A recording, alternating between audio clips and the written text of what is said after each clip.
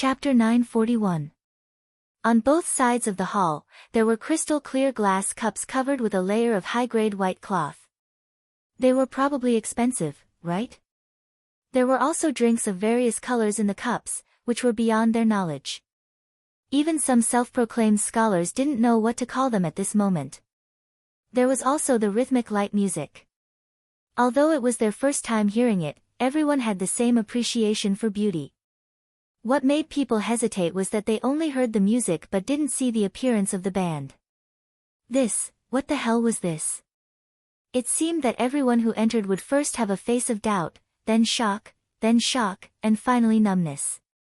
There were even many people who had a very cautious expression on their faces. No wonder the 5-star army was so powerful and could occupy the entire North Korea in such a short period of time. They had too many unknown things in their hands. With these, no country could compete with them. Even the great Ming dynasty, which had always been high and mighty in their eyes, was far inferior to them. In the Heavenly Sun Hall, there were waitresses in white novelty shirts walking back and forth. They all had good figures and good appearances. They were the service staff of this ball, and several of them were agents of the CIA. Sometimes, their eyes would casually sweep across the hall, but in fact, they were screening all kinds of people. In a while, the 6th young master would arrive. This was the god in their hearts. The god's safety must not be the slightest mistake. Otherwise, their immediate superior, the 5th madam, would impose additional punishment on them. It would be a punishment for them to regret being born into this world. After most of the people attending the ball had arrived, a group of soldiers wearing military uniforms walked in.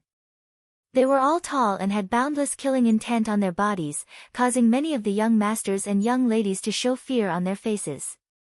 After these soldiers appeared, they once again carefully checked the big and small corners of the entire Heavenly Sun Hall. After confirming that there was no danger, they hid in the darkness. When everyone saw this scene, they knew that the great Ming dynasty's Duke of Loyalty was about to appear. Sure enough, less than 10 minutes later, Yang Qindong appeared.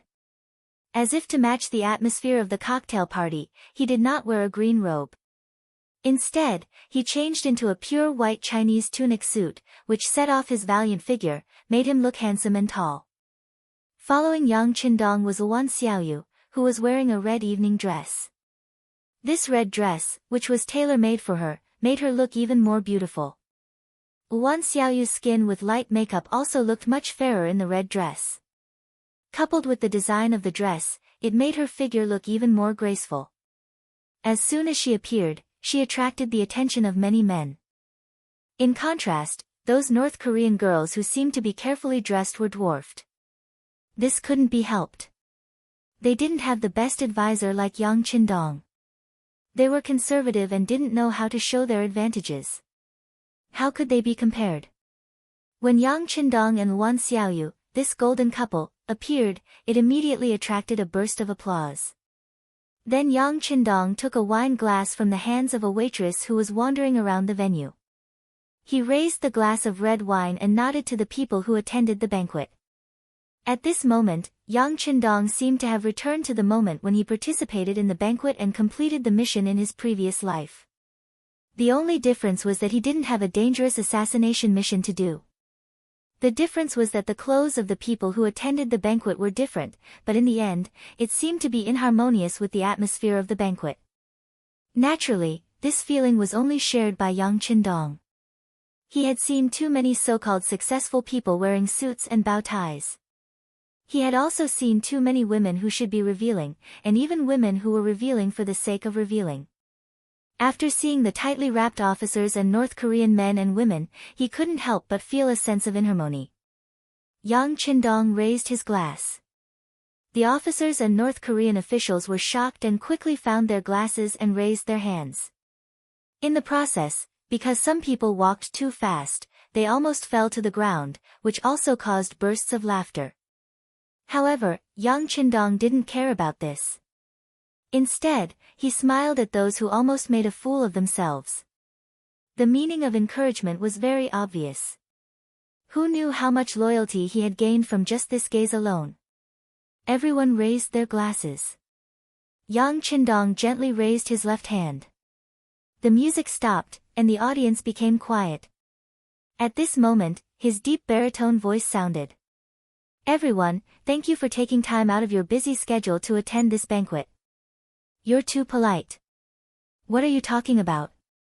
It's our honor to be able to attend this banquet. That's right, that's right. This is the face that you've given us. We can't thank you enough. All kinds of voices came from below. Without exception, all of them came to express their goodwill. It seemed that if they didn't say something, they couldn't express their excitement at this moment. In this regard, Yang Qindong smiled and nodded gently. After that, he continued to say, everyone, the former North Korean kingdom no longer exists. It has been replaced by the North Korean province. Next, Zhang Yi will be the first governor of the North Korean province. Zhang Yi is a person with outstanding ability. I believe that with his leadership, North Korea will soon become powerful and rich.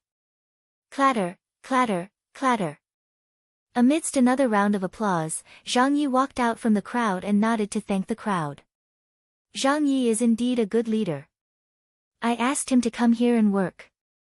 I asked him if he had any requests. The first thing he said was that food is the most important thing for the people.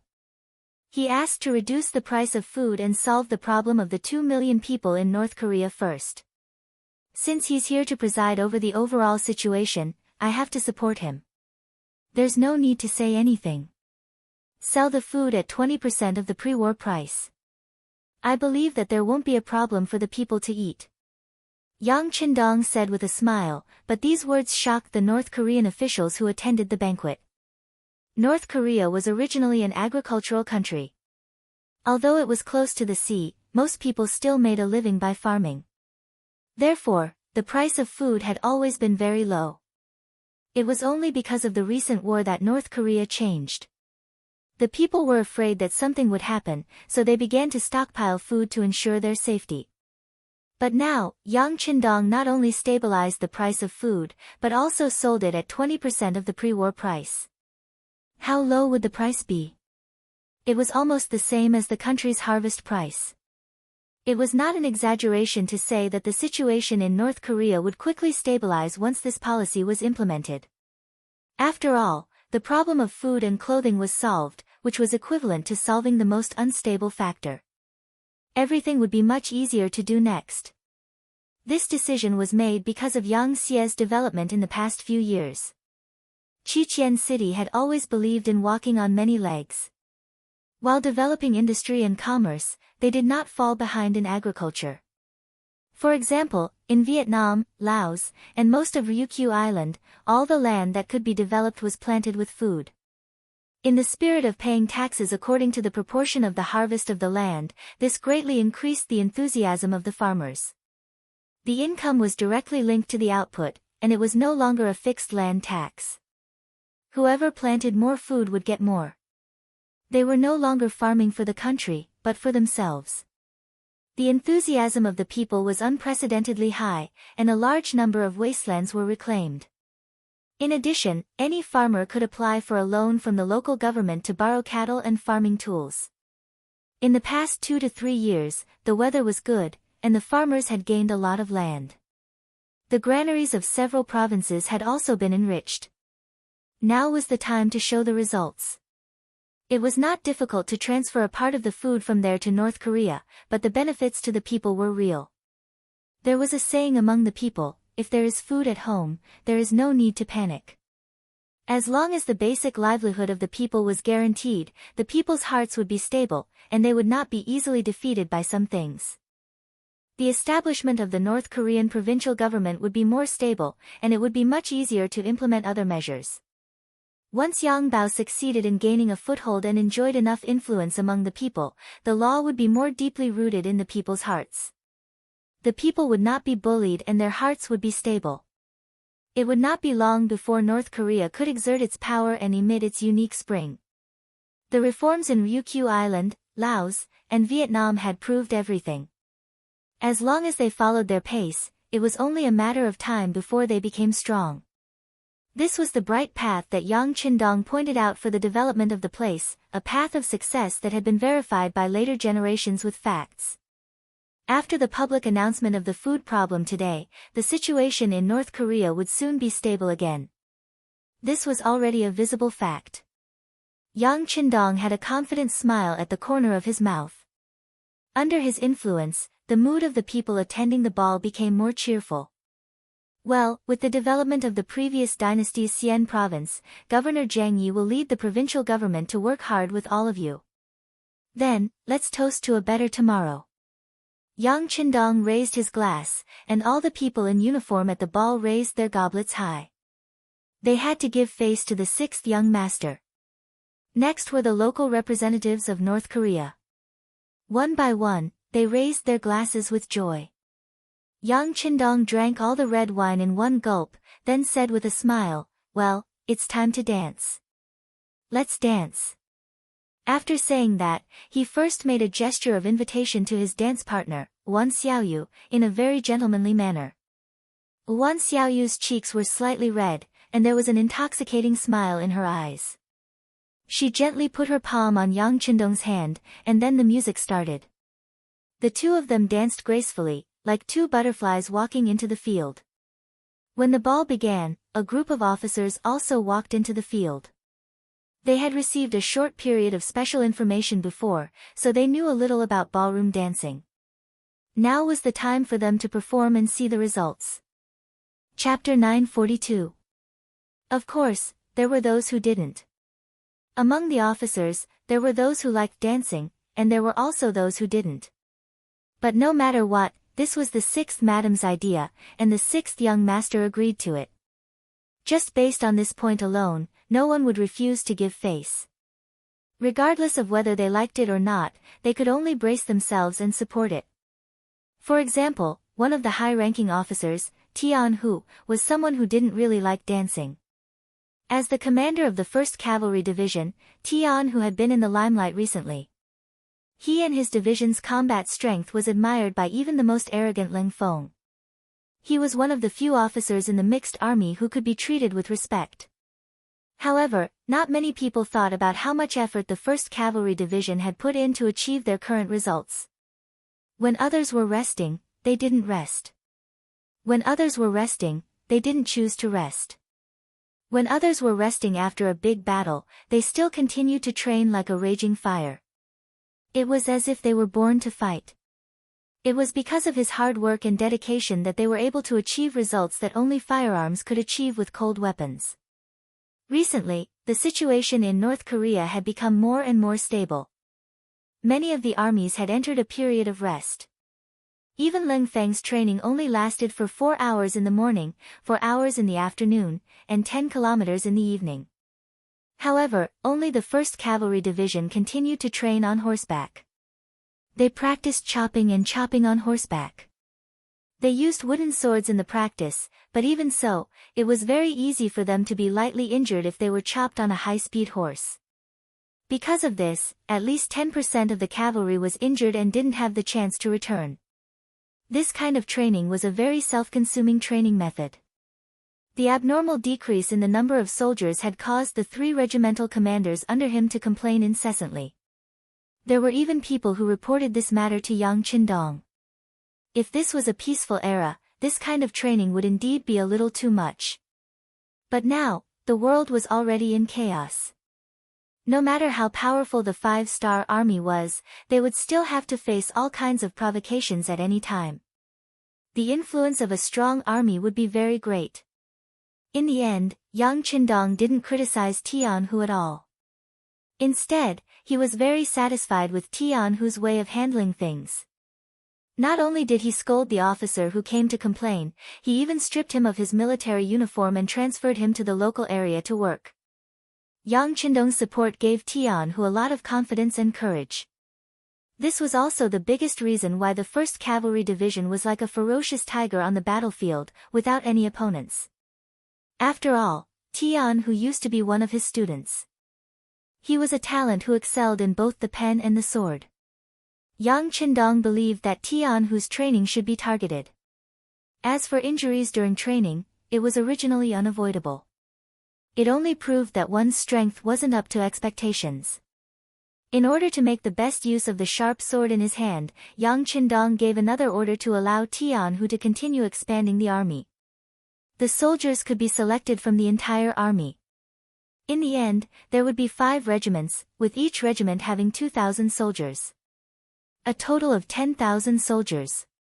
Yang Qindong even publicly stated that once the 1st Cavalry Division expanded from the current 6,000 soldiers to 10,000, he would personally confer the rank of Major General to Tianhu. A division commander could actually obtain the rank of general. This was a special case in the entire 5-star army. Tianhu would break another record. Because of this, Tianhu was naturally very excited. As a warrior, he had dreamed of becoming a general when he first joined the army. Now that his dream was about to come true, all he had to do was work harder to repay everything he had received. Along with the arrival of a higher honor, there was also a corresponding pressure. The difficulty of expanding the 1st Cavalry Division was no less than the expansion of the Cold Front. Especially this time, there were actually more than 4,000 soldiers. It was almost the same size as when the 1st Cavalry Division was first established. As a division commander, Tianhu's workload was naturally very heavy. At this time, the 6th Madam informed him to attend the ball. It was obvious that Tianhu was very unwilling, but he had to come. Tianhu used to be one of Yang Qindong's students. He came into contact with new things like ballroom dancing early. When he first started learning, he was also one of the people who danced well. If he had nothing to do, he wouldn't reject this kind of ball. In fact, he would even welcome it. But this time, after Yang Qindong finished speaking, he drank a glass of red wine and sat in a corner with his head lowered to think. The 6th young master had high hopes for him and the 1st Cavalry Division. How could he not disappoint the 6th young master? He had to do things well, quickly complete the expansion of the 1st Cavalry Division, and maintain the original combat strength. He had to seriously consider these things. However, even with his head lowered, the 2 stripes and 4 stars on his uniform were still as dazzling as ever. It was as if he was the sun that was shining brightly. It was impossible to ignore it even if he wanted to. At this moment, there were more than 10 pairs of eyes staring in this direction. Among them, there was even a young girl who was walking towards this corner. These 10 pairs of eyes belonged to the daughters of the big families in North Korea. They knew very well what their mission was tonight. The fate of the entire family was tied to them. While they were feeling the pressure, their expressions were naturally very focused. All the high-ranking officers and some high-ranking cadres in the field had become their prey. For example, Yu Guang, the commander of the 2nd Maritime Army, his 3 division commanders, Ding Yang, He Gong, and Gu Yang, as well as the new governor of North Korea, Zhang Yi, and several high-ranking officials of the provincial government had all become their hunting targets. These people were even surrounded by a crowd of women. How could Tianhu, who was also a senior colonel, avoid them? Although his killing intent didn't diminish, it didn't stop people from approaching. Didn't they see that his 3 division commanders, Temu, Lu Duo, and Hu Bo, were already surrounded by beautiful women? The girl walking towards Tian, who was Li Minho's most beautiful daughter, Li Zhenju. Originally, she had already made preparations, but Han Chang's sudden appearance disrupted her original plan. After much difficulty, she managed to brush him off perfunctorily to the side. The few targets that she had been keeping an eye on were already surrounded by other girls. She had no choice but to look at Tianhu. Even though she felt that this person wasn't easy to get along with, when she thought of the mission her father had given her, and how she carried the hope of her family, she still walked over without hesitation. At first, Li Zhenju's footsteps were very quick, as if she was afraid that someone else would steal her target. However, as she got closer and closer to Tianhu, who was sitting in the corner, the feeling of nervousness and apprehension grew stronger and stronger. Women in ancient times were very conservative and reserved. They paid more attention to the orders of their parents and the words of the matchmaker. Many women didn't even step out of the house when they were young. They would only know the appearance of the man they were marrying when they were actually married. In the present day, this was undoubtedly a very sad thing. But at that time, it was a common thing, so when she took the initiative to walk towards Tianhu, it could be imagined how much courage it took to do this. Originally, he was still thinking about things with his head down, but as Li Zhenju got closer and closer, Tianhu finally had a reaction. He raised his head and saw a girl with a very nervous face, but her appearance could be called very beautiful. Li Zhenju did have a certain capital, whether it was appearance or identity, she was a superior person. At this moment, her nervousness made her like a budding flower, and people couldn't help but look at her twice. Tianhu, who raised his head, was indeed amazed by Li Zhenju's appearance. But in less than a breath of time, he returned to normal. He also understood the other party's intention, then shook his head gently and said, "I'm sorry, I'm thinking about something now, and I don't want anyone to disturb me. No, please don't refuse, otherwise, I may die after this banquet." When Li Zhenju heard Tianhu's refusal, it was as if her head was hit with a stick, and then tears flowed from her eyes uncontrollably.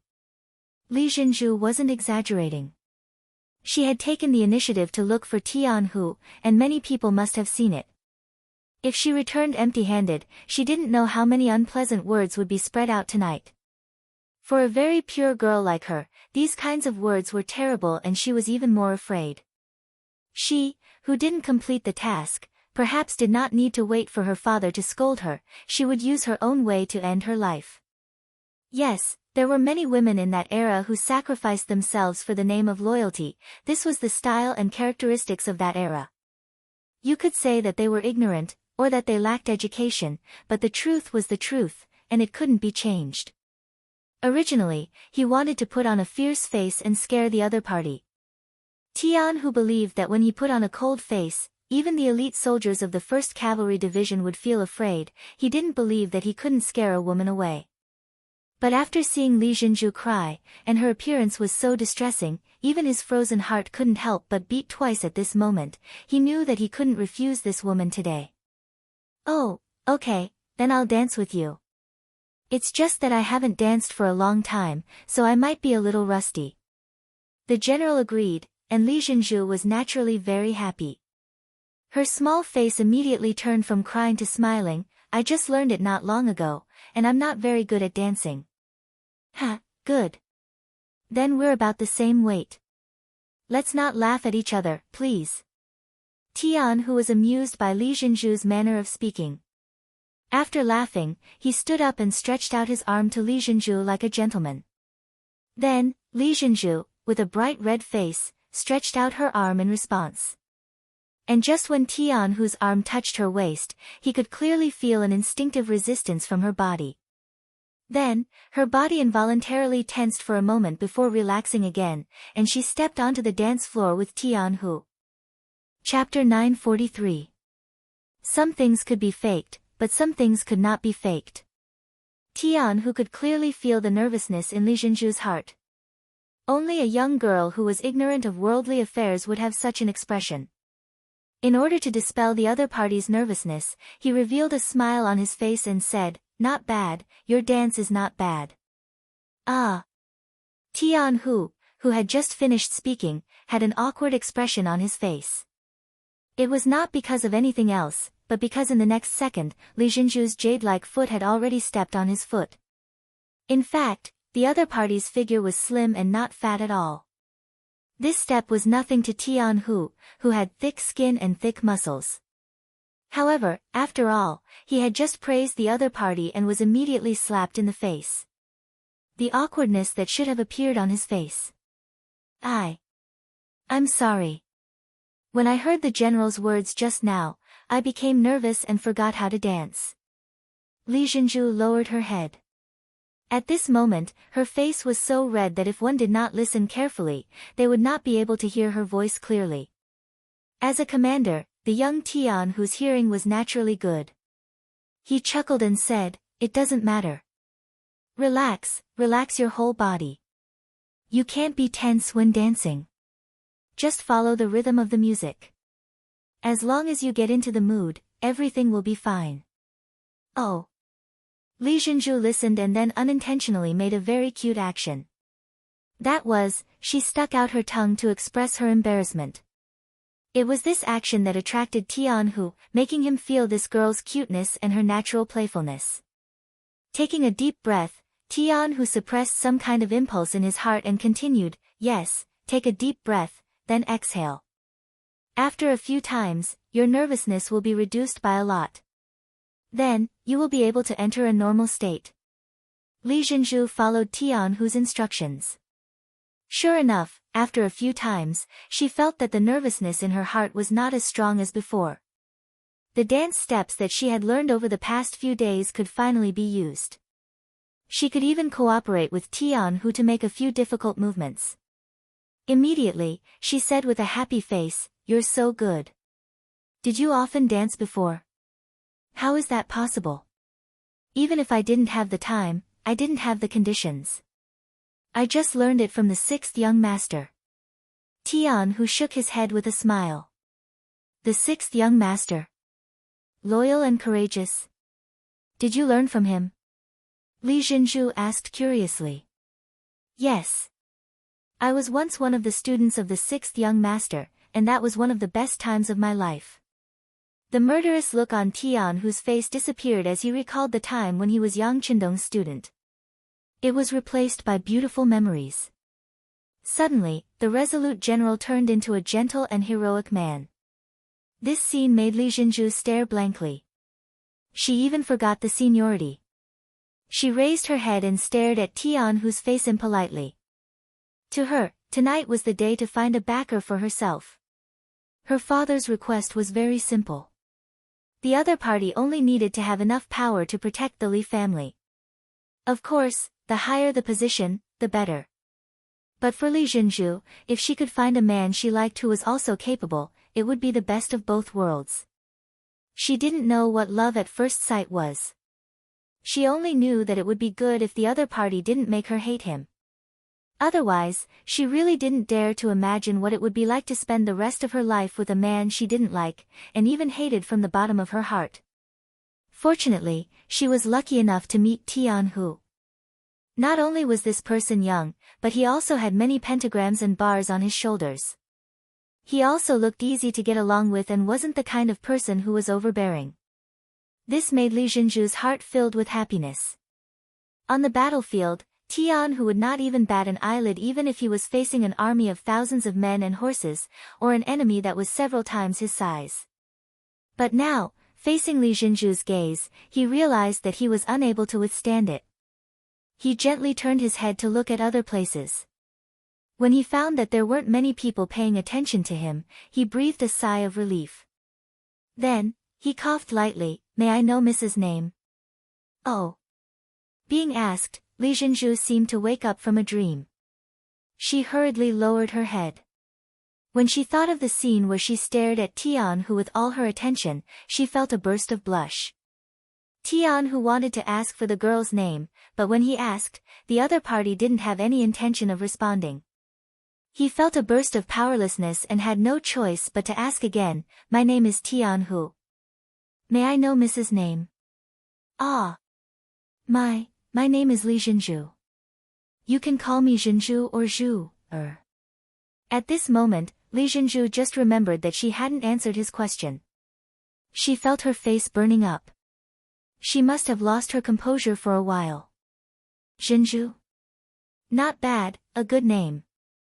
Then I'll call you Zhu, from now on. And you, if you want, you can call me Big Brother Tian from now on." Tian, who looked at Li Zhenju's self-blaming look and found that she gave people a strong desire to protect her when she was cute. It made him want to hold her in his arms and take good care of her. The so-called bright and affectionate was referring to the current Tianhu and Li Zhenju. When the music ended and there was a short break, the two of them reluctantly let go of each other.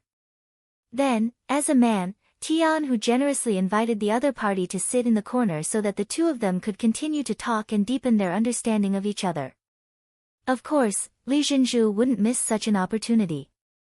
She nodded repeatedly. Then, she thought of something and nodded reservedly. When Tianhu saw this scene, he couldn't help but chuckle. After the long song ended, the situation in the field gradually became clear. If both the man and woman felt good, they would invite each other to sit alone for a while. If they didn't feel good, they would naturally smile and politely part. Yang Qindong and Wan Xiaoyu also came to the main seat after the song. Then, they saw that there were already a few young men and women sitting together in the field. Looking at the initial results, Wan Xiaoyu couldn't help but happily say, "Big brother, look at the results. A few men and women are about to freely fall in love." Hee hee. Yang Qindong shook his head and chuckled. Was this considered to be the beginning of love? At most, they would have a little favorable impression of each other. Moreover, this favorable impression was forced on the woman. To put it bluntly, the choice was all up to the man. Just like this ball, it was said to celebrate the victory, connect the feelings between everyone, and also solve the personal problems of some officers and cadres. But in fact, the last one was the most important. By solving the problems of some cadres, the local upper class of the Korean people would be integrated into Yang Xia through marriage. This could deepen the feelings between everyone and make everyone warm up faster. It could also improve the overall quality of the next generation. Yang Qindong didn't object to this point. After all, who wouldn't like beautiful things? Yang Qindong also didn't object to this point that the local forces would be disintegrated faster through marriage. As long as these people were loyal to him, why couldn't he develop their forces in private? It was simply unrealistic to expect that everyone was a saint and would work hard for him without getting anything in return. However, development was development. He must not go against the general direction of this big force. Otherwise, no matter who the other party was, he wouldn't mind uprooting them. When that time came, these people shouldn't blame him for being ruthless. After all, everything these people had was given to them by him. He also had the right to take everything back if he was forced to. Yang Qindong smiled and didn't say anything. Wan Xiaoyu thought that this meant that he approved of her plan. She immediately asked, "Big brother, how did my mission go?" "Good, very good." Yang Qindong was not stingy with his praise. Hee hee. Wan Xiaoyu smiled happily when she saw the praise. For her, this was the best reward. Outside the crowd, the parents of the aristocratic families were naturally very happy. Like Li Minho, when he saw that his daughter was sitting together with the commander of the 1st Cavalry Division and chatting happily, he was so happy that his mouth was about to split open. It was as if he could already see the bright future of the Li family. On the other hand, some of the family heads whose daughters had returned to their original positions were anxious. They hurriedly ordered that there would be 2 more songs in a while and that they must hurry up. If they couldn't find a high-grade song, they should choose a low-grade one. In short, they must gain something. Otherwise, it would be hard to say if they could still stand on top of Seoul in the future. This time, Han Chang came with his father and sister. Unfortunately, his sister belonged to those people who didn't gain anything. At this time, his father, Han Zhao, was continuing to work with his sister. It was as if he had to gain something, otherwise the Han family would be in danger. At this moment, Han Chang didn't pay attention to this at all. His eyes were fixed on Li Zhenju, who was chatting happily with Tian Hu in the corner. Once upon a time, everyone treated them as a match made in heaven. At that time, because the Han family had some relationship with Han Mingjin, they were at the peak of their power. Even Li Minho had to curry favor with his father. Not only did he not object to the matter between him and Li Zhenju, but he also often talked about it, as if everyone was already a family. But now, everything had changed. Han Mingjin was killed, and the 5-star army entered the city. The Han family was no longer a noble family. Han Chang had also been reduced from a first-class son to a nobody, so much so that he had to worry about his own life. At this time, the Li family had also changed. No one mentioned the marriage anymore. Now, he had to watch the girl he liked, who he had always thought was destined to be his wife, force a smile in front of another man. Chapter 944. Han Chang, who had been misled, did not see the sincere smile on Li Zhenju's face. Instead, he thought that she must have been forced. And he, as a man destined to marry Li Jinzhu, had to do something now. Otherwise, this shame would accompany him for the rest of his life. He lifted his foot and walked towards the corner. Step by step, he was very determined. His fists were clenched, and all the muscles in his body were taut at this moment. He wanted to teach that officer a lesson. He wanted to show his manly side. Tian Hu, who was sitting there chatting with Li Jinzhu, had a smile on his face. The more he got to know her, the more he found her pure and lovely side. She seemed to be without any schemes. They talked about some embarrassing things that happened to her when she was a child. At one point, even Tian Hu could not help laughing and sighing after hearing about it. Just as they were chatting happily, a sudden gust of wind came from the back of Tian Hu's head, smashing towards it. If this hit, he would definitely have a slight concussion, and there might be some sequelae. Who was Tian Hu? He had killed countless enemies on the battlefield and was often used to long-range attacks. It was common for him to fight with fewer people. How could such a sneak attack escape his eyes and ears? When Han Chang approached him, he felt it. He did not move, just wanted to see what Han Chang was going to do. At the moment when he felt the long fist coming, he just tilted his head slightly and easily dodged it. Then he raised his right hand and accurately grabbed the wrist. With a fierce force, he pulled Han Chang, who was sneaking behind him, over. Under the powerful force, he directly turned Han Chang 180 degrees and threw him to the ground.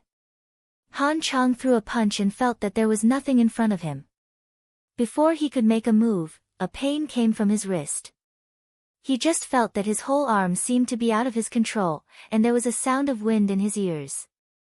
He fell to the ground with a plop, and there was a huge pain in his internal organs. Breathing became a very extravagant thing. It was not until he was thrown to the ground for a while that his whole body felt less painful. At this moment, he realized that the martial arts he had learned before were so ridiculous and so unbearable. He could not even block one move from his opponent. When Han Chang was thrown to the ground, it caused a huge commotion and attracted the attention of everyone present. Everyone was busy building relationships and chatting about their feelings. In such a harmonious scene, it was impossible not to attract attention when someone was suddenly beaten up. As the father, Han Zhao was the first to let out a cry of surprise. He ran straight to his son who had been thrown to the ground. However, someone was faster than him. For security guards appeared out of thin air and surrounded the corner of the room. Han Zhao had just run over when he was stopped by a guard. Normally, he would be extremely respectful, but now that he was worried about his son's safety, he didn't care so much. He wanted to rely on his brute force to rush up. The result was naturally that he was held down by a grappling hand. His arm was pressed down, and he let out a scream. Cold sweat poured out of his head. With this shout, Han Chang, who was lying on the ground, was completely awakened. When he saw that his father was also under the control of others, he couldn't help but roar loudly, "Let go of my father. If you have any problems, come at me. Come at me. Shut up." A guard unceremoniously lifted his foot and landed on Han Chang's waist.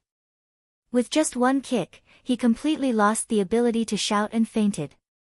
Sixth young master, this is the Han father and son.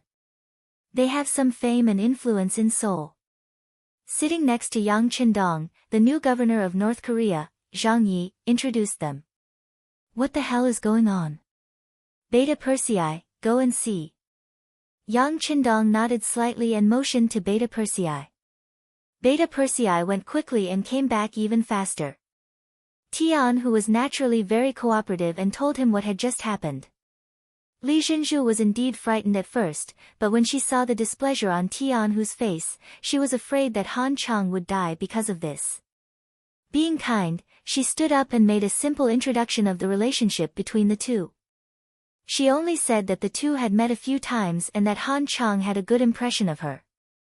This time, he must have been angry and did not do it on purpose. Brother Beta Persei, give me some face. Han Chang didn't hurt me.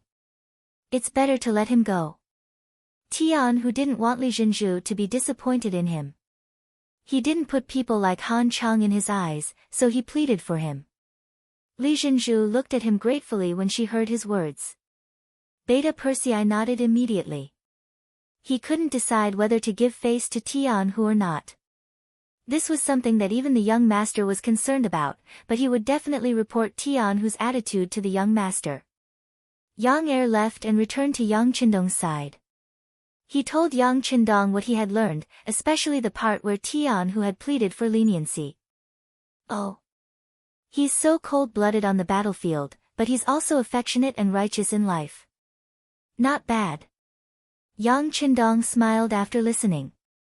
A general killed the enemy on the battlefield. This was something that couldn't be helped, but in life, a general should also show his benevolence and righteousness. Tian Hu's approach was very qualified. After some teasing, Yang Qindong decided to give face to Tian Hu. If that's the case, send the Han father and son out. The unconscious Han Chang was carried out, followed by his father, Han Zhao, and his sister, who came for a blind date. But even if such a thing happened, which officer would be willing to be on good terms with the Han family?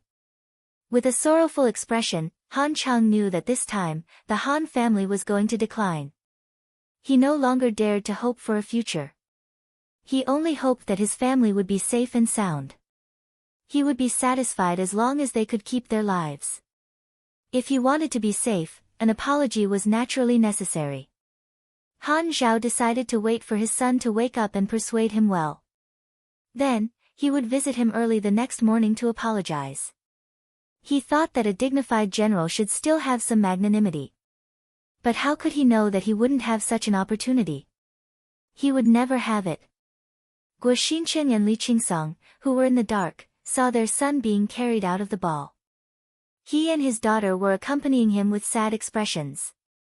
They were like dogs who saw a bone. They saw hope and opportunity. More than 2 hours later, the ball was over. The money that the two of them had used to plant spies in the homes of some of the North Korean officials had worked. The whole story of what had happened in the House of Han had reached their ears. Then, a sinister plan to shift the blame was quickly put into action. Han Zhao almost didn't sleep all night. The next day, when the sun rose, he went to his son's room. For the future of the Han family and for the safety of his family, he had to persuade his son to apologize to Tian Hu. He had also investigated last night.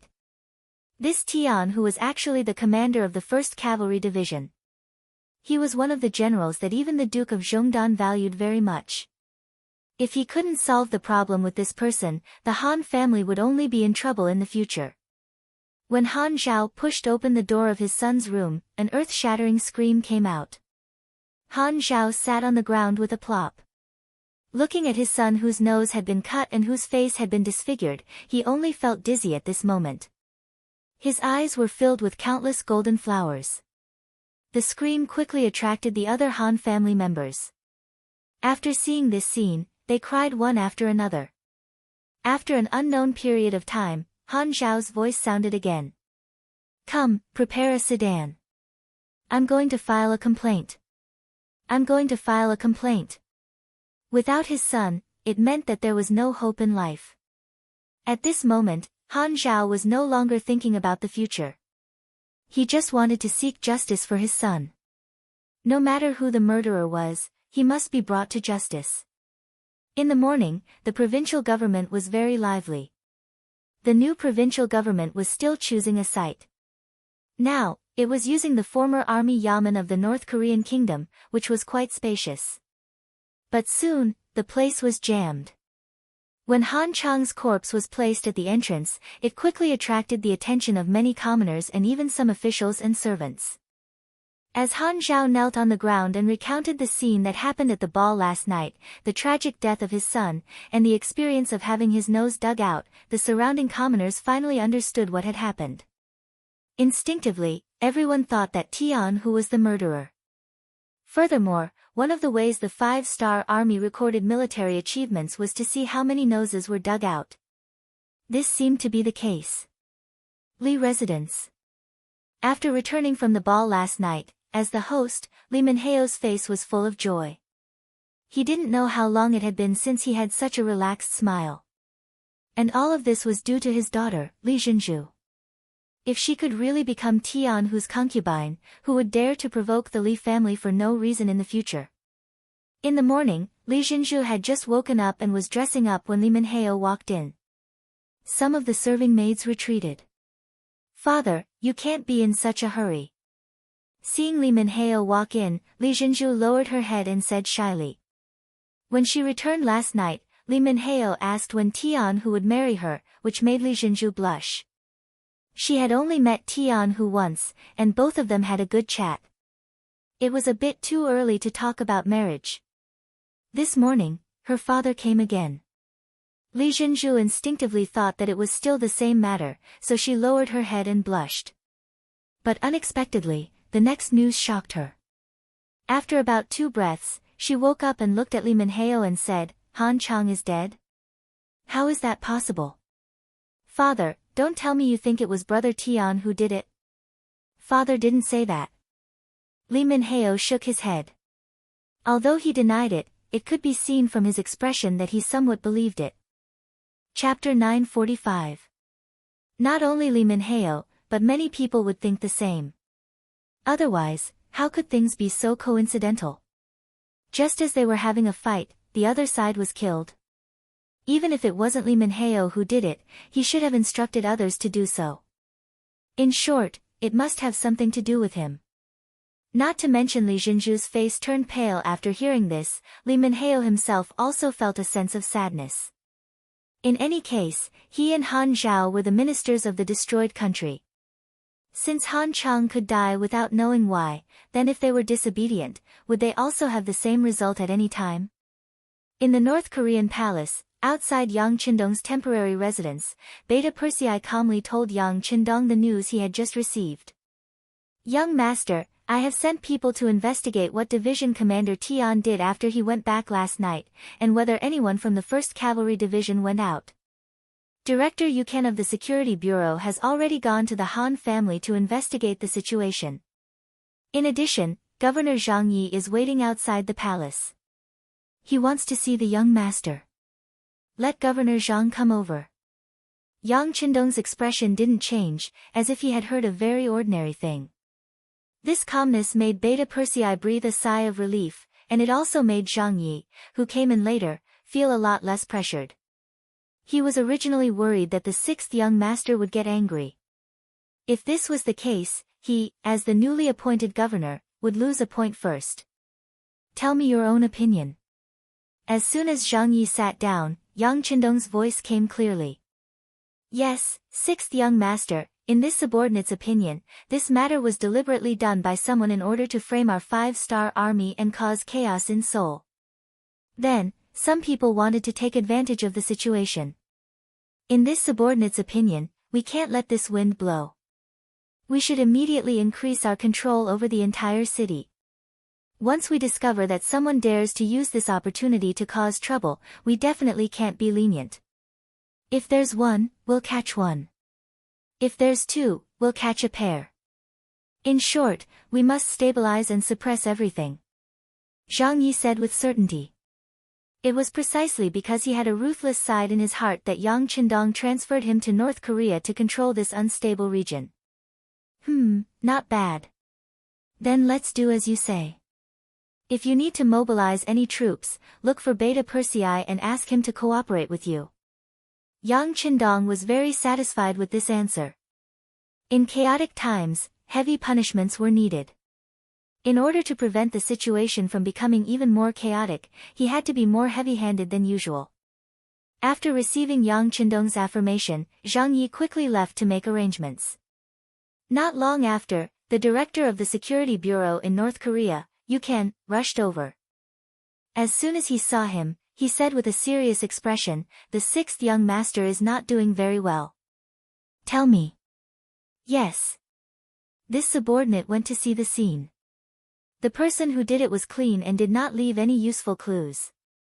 After comparing the saber used to dig his nose, it was the saber commonly used by our cavalry.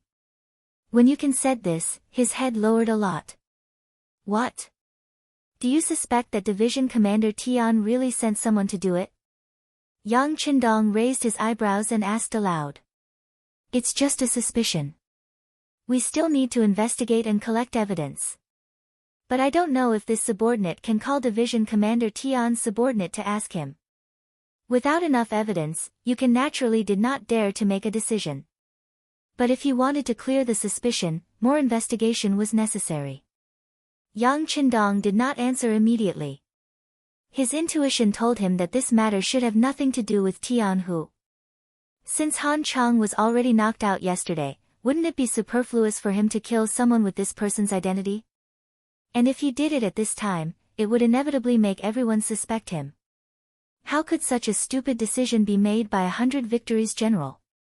But if he did not investigate, it would be inevitable that people would say that the officials were protecting each other. This would be a great hindrance in stabilizing the situation in North Korea.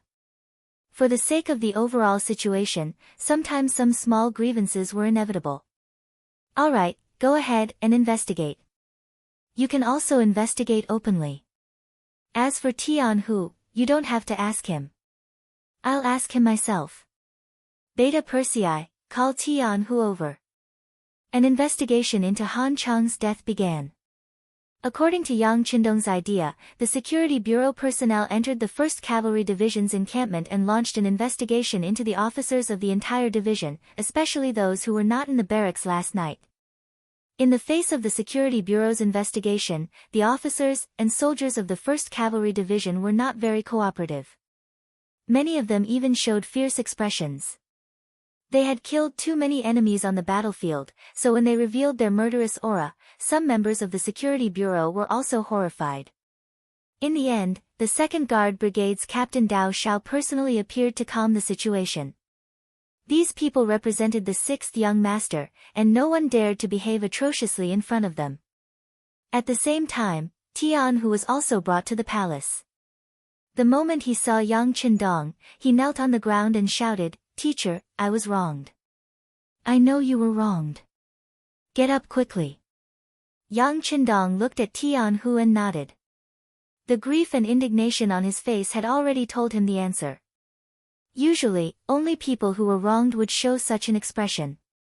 It seemed that this matter really had nothing to do with Tian Hu. Then who did it? The investigation was still ongoing, and it even caused a storm in the city. Everyone was in danger. Even with the 2nd Guard Brigade, it was said that there were all kinds of dissatisfied voices in the 1st Cavalry Division. In the palace, Yang Qindong, the Duke of Loyalty, did not do anything. However, his 6th wife, Wan Xiaoyu, was constantly running around and meeting with many influential people in North Korea. She was constantly comforting them. In a restaurant on the street, Guo Xincheng and Li Qingsang looked at the pedestrians on the street who came and went in a hurry, as if they were afraid of something. The two of them could not help but show a satisfied expression. All of this was their masterpiece. They killed Han Chang, and the purpose was to frame Tian Hu. This was also something that could not be helped. They were tasked with assassinating Yang Qindong, but he was usually too well protected, and they could not find a chance at all. Thus, they came up with this plan, hoping to find a chance in the chaos. Unfortunately, even if such a big thing happened, from the news from the informants, Yang Qindong did not come out of the palace. The investigation and pacification were done by others. Facing an assassination mission that did not have a chance at all, the two of them had to change their previous plan and shift their target from Yang Qindong. Let's make a move on her. I have already checked. When she goes out, she usually only has about 30 guards, and most of them are female soldiers. As long as we gather all our strength and are fast enough, there is still a chance. Guo Xincheng said as he made a decision. His target was Wan Xiaoyu. Wan Xiaoyu was Yang Qindong's 6th wife. This was not a secret in Seoul. Making a move on her could also anger Yang Qindong and bring disaster to the southern Ming dynasty. In this way, their mission could be considered completed. We can only do so. Then I will go arrange it and gather everyone. Li Qingsang nodded in agreement. Guo Xincheng's eyes lit up. Remember, this time do not hold back. Mobilize all the spies that the Southern Ming dynasty arranged here. Since we are going to make a move, we have to go all out. Even if we can't kill this woman, we have to seriously injure her. Otherwise, we will not be able to achieve our goal. Understood. Li Qingsong nodded with a smile. If there were no spies from the Southern Ming dynasty, they would not be able to frame the Southern Ming dynasty. He was clear about this principle. Guo Xincheng and Li Qingsong were bribed by the Southern Ming dynasty's Zhu Huichun, but not many people knew about it. For example, the Southern Ming dynasty's embroidered uniform guards were still in the dark. This was why the two of them could casually mobilize the Southern Ming dynasty's spies after coming to North Korea. Most of these people were arranged here before the battle at Tumu Fort to gather information. They did not expect that they would all be used now. Li Qingsong went to make preparations, leaving Guo Xincheng sitting there alone with a sinister smile on his face. Everyone in the world said that the Duke of Loyalty and Courage was very powerful and never suffered losses. This time, he wanted to make the other party suffer in silence. Whether the operation was successful or not, Yang Qindong would only hate the Southern Ming dynasty. In this way, Li Huichun's goal of getting someone else to do the dirty work would be achieved. He would also become the first person to make Yang Qindong suffer a great loss. It was possible that he would become famous in the world. As the operation began, the pawns that had been lying in ambush were activated one after another. Some of them were small businessmen, some were restaurant owners and even waiters, and some were even farmers. But after receiving the order, they put away all kinds of concealment, took out the dusty sabers that had been sealed for a long time, and gathered at the designated location. At 8:00 in the morning, a luxurious carriage came out of the North Korean palace. There were 36 guards beside it, and 20 of them were female soldiers. In the entire North Korea, only Wan Xiaoyu had such treatment as bringing female soldiers out. The carriage came out of the palace, then passed through Yuhua Street, and went straight to the more prosperous Eugene Street in Seoul. That was where the rich and powerful gathered, and there were many North Korean officials living there. On the road from Yuhua Street to Eugene Street, there was a straight turn. It was a mile long, and the road was narrow. Usually, there would not be any merchants or people staying here. It was also the place that Guo Xincheng and Li Qingsong prepared for Wan Xiaoyu to be buried. The carriage slowly moved forward, and the 36 guards around it followed behind the carriage at a leisurely pace. Everything looked the same as usual. There was nothing out of the ordinary. However, the sudden sound of arrows piercing through the air broke the silence. The arrows pierced the carriage as if they had eyes, and soon the carriage became a hedgehog. Boom! A flashing red signal flare rose into the air, and someone among the guards issued a warning. The other guards shouted to protect Minister Wan, and the carriage was protected. Chapter 946. Guo Xincheng, who was lying on the roof of a tall building, had a fierce look in his eyes. Then, he gestured to Li Qingsong on the other side to launch an attack. Before seeing whether Wan Xiaoyu was dead or alive, the operation had to continue. Especially before leaving behind the bodies of the Southern Ming agents, they couldn't retreat. A sharp whistle sounded, indicating the start of the attack. Immediately, nearly 100 men dressed in black walked out from the nearby houses and corners. They moved forward quickly like ghosts, heading straight for the luxurious carriage in the middle of the road. The 30 carriage guards kept retreating until they couldn't retreat any further. Then, they pulled out their weapons and got into a defensive stance. The eyes of nearly 100 assassins were red. They only had one goal, and that was the woman in the carriage. As long as they killed this woman, they would have made a great contribution. Then, they could return to the Southern Ming Empire to receive their rewards. This was their only hope to start afresh and become a righteous person again. They had to grab hold of this opportunity. With 100 people fighting against 36 people, the advantage was very obvious. After just one exchange, the assassins in black had the upper hand. 2 of the assassins in black even bypassed the guards and came to the front of the carriage. They reached out and pulled the curtain. Shwa! A white light flashed, and the arm that had just reached out suddenly flew up. A figure rushed out from the carriage. Who else could it be but Tianhu? Two blades flashed quickly, and the assassins in black fell to the ground one after another. Not a single one of them was a match for them. At the same time, teams of cavalry appeared on both sides of the street and surrounded the area. Not good, retreat. Seeing that this was clearly a trap, the assassins in black stopped attacking and turned to retreat. They wanted to use the surrounding buildings to escape. The 36 guards who had been resisting all this time suddenly had a Type 95 submachine gun in their hands. A series of gunshots rang out. One after another, the black-clothed assassins fell to the ground. The sound of gunshots indicated that they had lost the ability to escape. Let's go. Seeing that the ambush was actually a trap, Guo Xingcheng and Li Qingsong, who were on the roof, also turned to leave. Although they had fallen into a trap this time, they had completed more than half of their mission. They had successfully shifted the blame to the Southern Ming Empire. However, at this time, it was not so easy for the two of them to leave. Their movements had long been watched by the Wolf Fang Special Forces. When they were about to leave, more than a dozen shadows also followed them. Originally, there were many residences here, so it would be difficult to find the two of them. It was Li Qingsong's fault for blowing a whistle when he gave the order to attack. Wolf Fang happened to catch it. Then, he found Guo Xingcheng through Li Qingsong's hand gesture. Since they had been discovered, there was no way they could escape. Guo Xingcheng and Li Qingsong, who were retreating immediately, realized that someone was following them. This made them extremely shocked. They could not understand how they had been discovered when they had been so careful.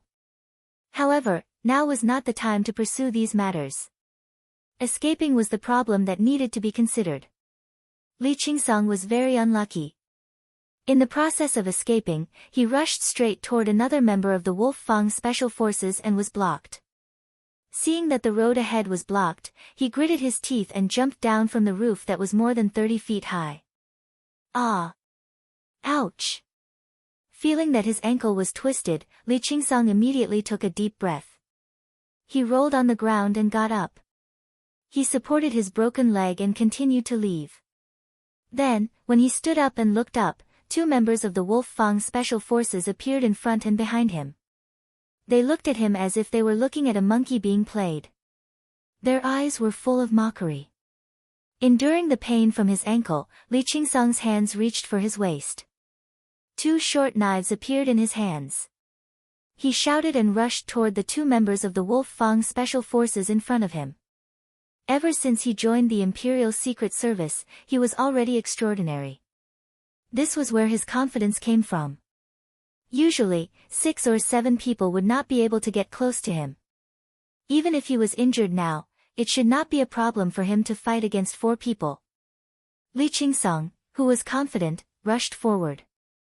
The two short knives were fierce and powerful.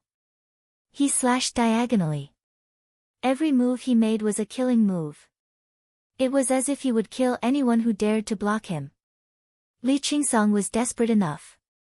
His face was full of murderous intent. The two short knives were also very sharp. However, he did not know that his opponents were the best members of the Wolf Fang Special Forces, Silver Hand and Steel Leg. Facing the rushing Li Qingsong and the two short knives that were shining with silver light, the two of them were not afraid. Instead, they laughed and let him get close to them. However, they did not show the slightest intention to retreat. It was not until the short knives were in front of them that they stretched out one hand and one leg. They grabbed the back of the two knives with both hands and kicked Li Qingsong's chest. With a powerful force, a figure was kicked out. Even in the midst of frantically retreating, Li Qingsong's face still had an unconcealable fear. He thought that he was already very powerful, but he did not know that there was always someone stronger. Compared to the more elite Wolf Fang Special Forces, the gap between them was still very big. Under Li Qingsong's carelessness, or it could be said that his strength was not equal, he was caught red-handed. In contrast, Guo Xingcheng's luck was much better. He was not surrounded when he was escaping. Instead, he escaped from danger. When he landed in a small courtyard that had already been prepared, he changed into the clothes that had already been prepared here. Then, he pretended that nothing had happened and walked to the street. Reality told Guoxincheng that the 5-star army had obviously come prepared. Once they could not find him, he was afraid that they would immediately search for him. The small courtyard he was in was certainly not safe. Now, only by walking out of Seoul could he be considered to be really out of danger. Guoxincheng, who had a beard on his face and changed into silk clothes, came to the street. Unfortunately, he found that there were soldiers of the 5-star army everywhere. They had actually blocked all the streets in this area. Anyone who entered or left had to be strictly checked. Guoxincheng reached out and touched the travel pass that he had already prepared. He wanted to try to rush out, but his calm personality made him stop the impulse in his heart. He did not know if the travel pass that he had bought from the North Korean official was useful. If there was a problem, then he would be walking into a trap. He looked to his left and right, and when he saw a large mansion, he suddenly made a decision. He would hide there for a while. He didn't believe that the 5 astral army would be able to seal off the streets forever. As long as the situation was not as tense, it would be time for him to escape. Guoxincheng's face was as calm as possible. He left the crowd without attracting any attention and went straight to the courtyard with the word Li written on it. When he arrived at the foot of the courtyard wall, he didn't immediately jump over the wall. Instead, he first listened to see if there were any movements in the courtyard.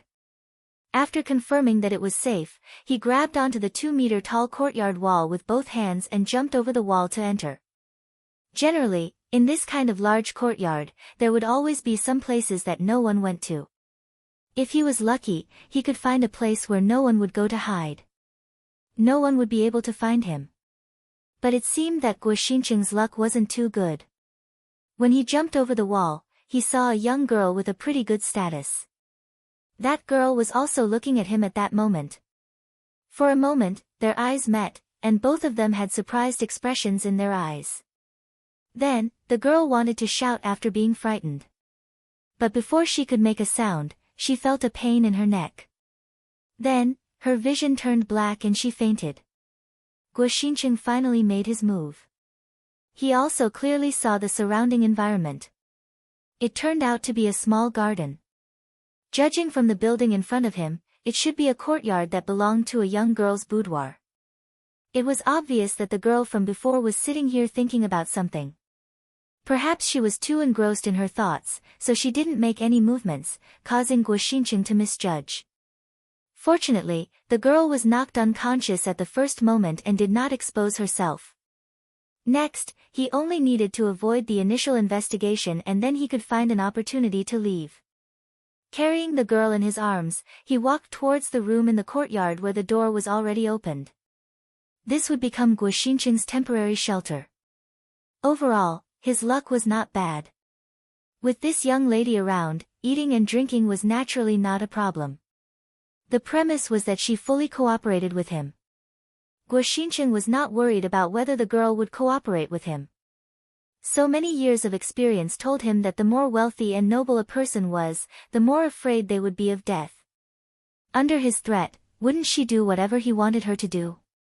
But how could Guoxincheng know that this girl was not just anyone, but Li Zhenju? Previously, she was in a daze in the small courtyard because she was at a loss about her future. Han Chang was already dead. It was said that Tian who had also been reprimanded by the Duke of Loyalty. Now, he was still imprisoned. Then what was she? What if Tian who felt that she was unlucky because of this matter and did not want her in the future? Compared to other girls, she might have the right to choose. Because of her, one person was killed and the other was imprisoned. She would inevitably be regarded as an ominous woman by others. She had no more choice.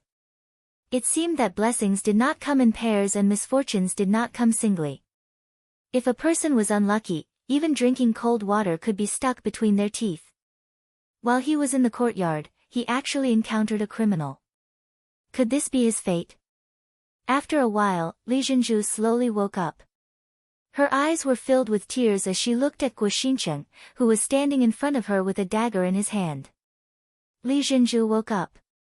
Guo Xinqing showed a kind face as much as possible and said, I am not a bad person. I just offended some enemies. They want to deal with me, so I temporarily hid here. Please rest assured that once the danger is over, I will leave. As long as you cooperate and don't yell, I will not hurt you. How about it? Chapter 947. Seeing that Guo Xinqing wasn't a lecher and was even so amiable, Li Jinzhu wasn't as nervous as before and nodded. Then the white cloth covering her mouth was removed. All right, I'm going to let you go now. But if you dare to scream, then the white knife will enter and the red knife will come out. It's a pity that you're so beautiful and yet you're going to die. Wouldn't that be a pity? Li Jinzhu nodded her head twice. Seeing how cooperative Li Jinzhu was, Guo Xinqing smiled. Very good. Next, I have a request. Before I leave, you can only stay in this room. If I discover any movement from you, I guarantee that within a few steps, my knife will fly out and take your life. Do you understand? I understand. Li Jinzhu nodded her head obediently. Very good, I believe you're a smart person. Guo Xinqing laughed again. Then, he walked to the small table at the side and casually drank the tea placed there. At this moment, it was as if the well water didn't interfere with the river water and the well water didn't interfere with the river water. They were only waiting for the danger to pass before going their separate ways.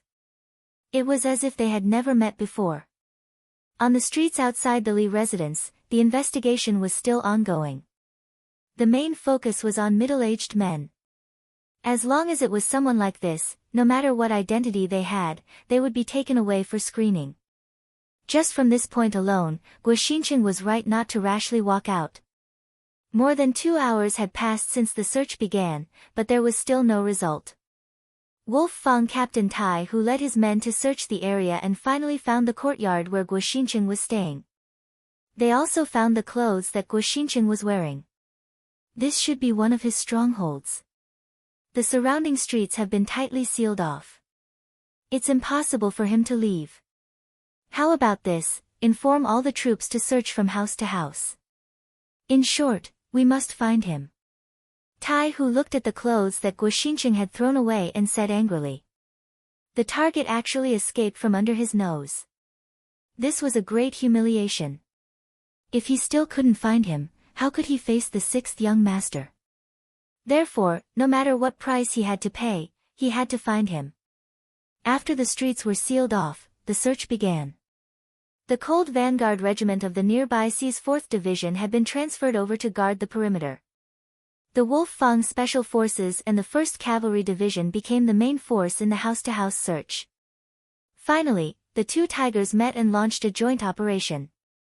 Coincidentally, Tian Hu and Tai Hu had met at the entrance of the Li family's courtyard. This place was very close to the street, and it was also a big house with many rooms. It would be very easy to hide a person here. When the two tigers appeared at the entrance of the Li residence with several subordinates, the two nodded in greeting. One was an infantryman, while the other was a cavalry. One was a regular combat unit, while the other was on a special mission. This made it very difficult for both sides to work together. But now, they actually bumped into each other. It must be said that it was a kind of fate. Captain Tai, after you. Teacher Tian is too polite. This is Li Minheo's residence, right? You should go first. After a round of politeness, it was Tian who raised his arm and knocked on the door. After all, everyone knew that he and Li Minheo's daughter seemed to get along very well. After all, they would be family in the future. Things like knocking on the door, he could do it. If someone else did it, it would be equivalent to not giving Tian Hu face. Tai Hu was a very good person, so he gave up the opportunity. After a round of knocking, the door of the Li residence opened. As the master of the house, Li Minheo came out with a group of servants. Teacher Tian. Li Minheo didn't know what was going on outside, but with the idea that it was better to avoid unnecessary trouble, he stayed in the house and prohibited others from entering or leaving. When he suddenly heard someone knocking on the door, he was a little unhappy. He thought that someone was targeting the Li family. But when he opened the door and saw that the leader was Tian Hu, the anger on his face suddenly disappeared and was replaced by a smile. "Oh, I didn't know that teacher Tian would come. Sorry for not coming out to meet you." Li Minheo was very polite. He spoke very fluent Chinese. It could be seen that he was an official who was heavily influenced by Sinology and Confucianism. "Sir Li, I'm sorry. There are thieves nearby. We need to search from house to house. Oh, by the way, this is Captain Tai Hu." A slap does not hit a smiling face. Moreover, Li Minheo was Li Zhenju's father, so he spoke very politely. "Oh, so it's Captain Tai. It's an honor to meet you." Li Minheo was a smart person. After listening to Tian Hu's introduction, he knew that Tai Hu's identity was not simple. While he was smiling, he also tried to raise the other party's identity as much as possible. "Sir Li is too polite. It's a pleasure to meet you. It's just that we have official business to attend to. We'll have a good chat with Sir Li next time. I don't know if we can do a check now." Tai Hu also had a smile on his face. He gave enough face to Tian Hu. Otherwise, there would be no need to be polite. With the military order, they could just go in and check directly. Of course. "Generals and brothers, this way please." Li Minheo smiled and stepped aside to let them pass. If it were someone else, he would be more or less unhappy. However, the leader was Tian Hu, so he didn't feel any reluctance. Under Li Minheo's lead, everyone entered the Li family's courtyard. Then, the brothers he brought with him started to search. Everyone knew that Tian Hu was related to Li Minheo. Therefore, even though they were searching, they were very careful and didn't damage a single blade of grass or tree. After about half an hour, the soldiers returned to the main courtyard.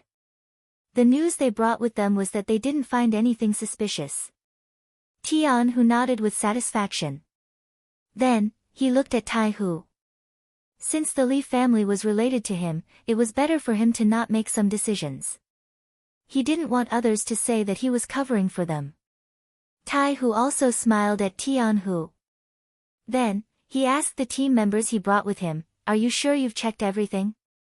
There's no problem." "Yes, there's no problem. Only Miss Li Zhenju's courtyard is left unchecked," the team members reported. Then, their faces showed some embarrassment. In the eyes of the soldiers, there was no difference between men and women. Since they were searching, of course, they couldn't let go of any place. However, who was Li Zhenju? After everything was done, she would become Division Commander Tian Hu's concubine. How could such a woman be treated the same? Therefore, no one broke into her courtyard and no one dared to check it. This. Tai Hu looked at Tian Hu with an embarrassed expression. "Division Commander Tian, what do you think about this?" "It's okay. I'll go with Master Li to take a look." Tian Hu naturally understood that this was Iron Tiger giving him face. He immediately accepted the mission and then looked at Li Minheo who was beside him. Li Zhenju was still a member of the Li family. It wasn't appropriate for him to meet her in private. "Oh, no problem. I'll accompany Division Commander Tian to take a look at my daughter. It just so happens that she's not in a good mood recently. I'll have to trouble Division Commander Tian to comfort her." Li Minheo keenly felt that this was an opportunity. How could he let go of an opportunity to get together with his daughter and Tian Hu? "Thank you." Tian Hu expressed his gratitude to Li Minheo. Then, he looked at Tai Hu and said, "Captain Tai, why don't we go together? I'll introduce Miss Li to you." Tian Hu didn't want to mix public and private matters. If it turned out that the fugitive was in Li Zhenju's room and he didn't see it, then he wouldn't be able to explain himself even if he had 100 mouths. Although the possibility of this happening was less than 1 in 10,000, it was better to avoid trouble. Originally, Tai Hu didn't want to go in and take a look. There were still many places to check. However, if he rejected Tian Hu's invitation, it would seem that he wasn't open and above board. Therefore, after thinking for a while, he nodded. Okay, since that's the case, I'll go and see Miss Li. It'll be considered as a greeting. It was a great honor to have the dignified commander of the Cold Vanguard Special Forces greet someone. Without a doubt, this machine was for Tianhu. It was also a way to express goodwill. Okay, let's go together. Li Minhao still had a smile on his face. Although he didn't want Division Commander Tai to accompany him, since everyone had the same idea, he naturally couldn't object. Thus, the three of them strode toward Li Jinzhu's small courtyard. This time, they didn't bring anyone else. 1 or 2 people were enough to check. In the small courtyard, when the sound of footsteps came from outside the door, Guo Xincheng, who was resting with his eyes closed, opened his eyes. Then, he looked at Li Jinzhu, who was still trembling with fear, and gestured at the dagger in his hand. Li Jinzhu's entire body tensed up. Her face revealed a shocked expression as she nodded lightly. She believed that if she didn't do as this person said, the dagger that scared her would stab her body at any time. The footsteps outside the door were getting closer and closer. Li Minhao's voice could also be heard clearly. Division Commander Tian, Division Commander Tai, this is my daughter's boudoir. Hee, I don't know why the door is closed in the middle of the day. The weather isn't too cold right now. Seeing that the small courtyard's door was closed, Li Minhao smiled awkwardly and prepared to continue forward. Wait.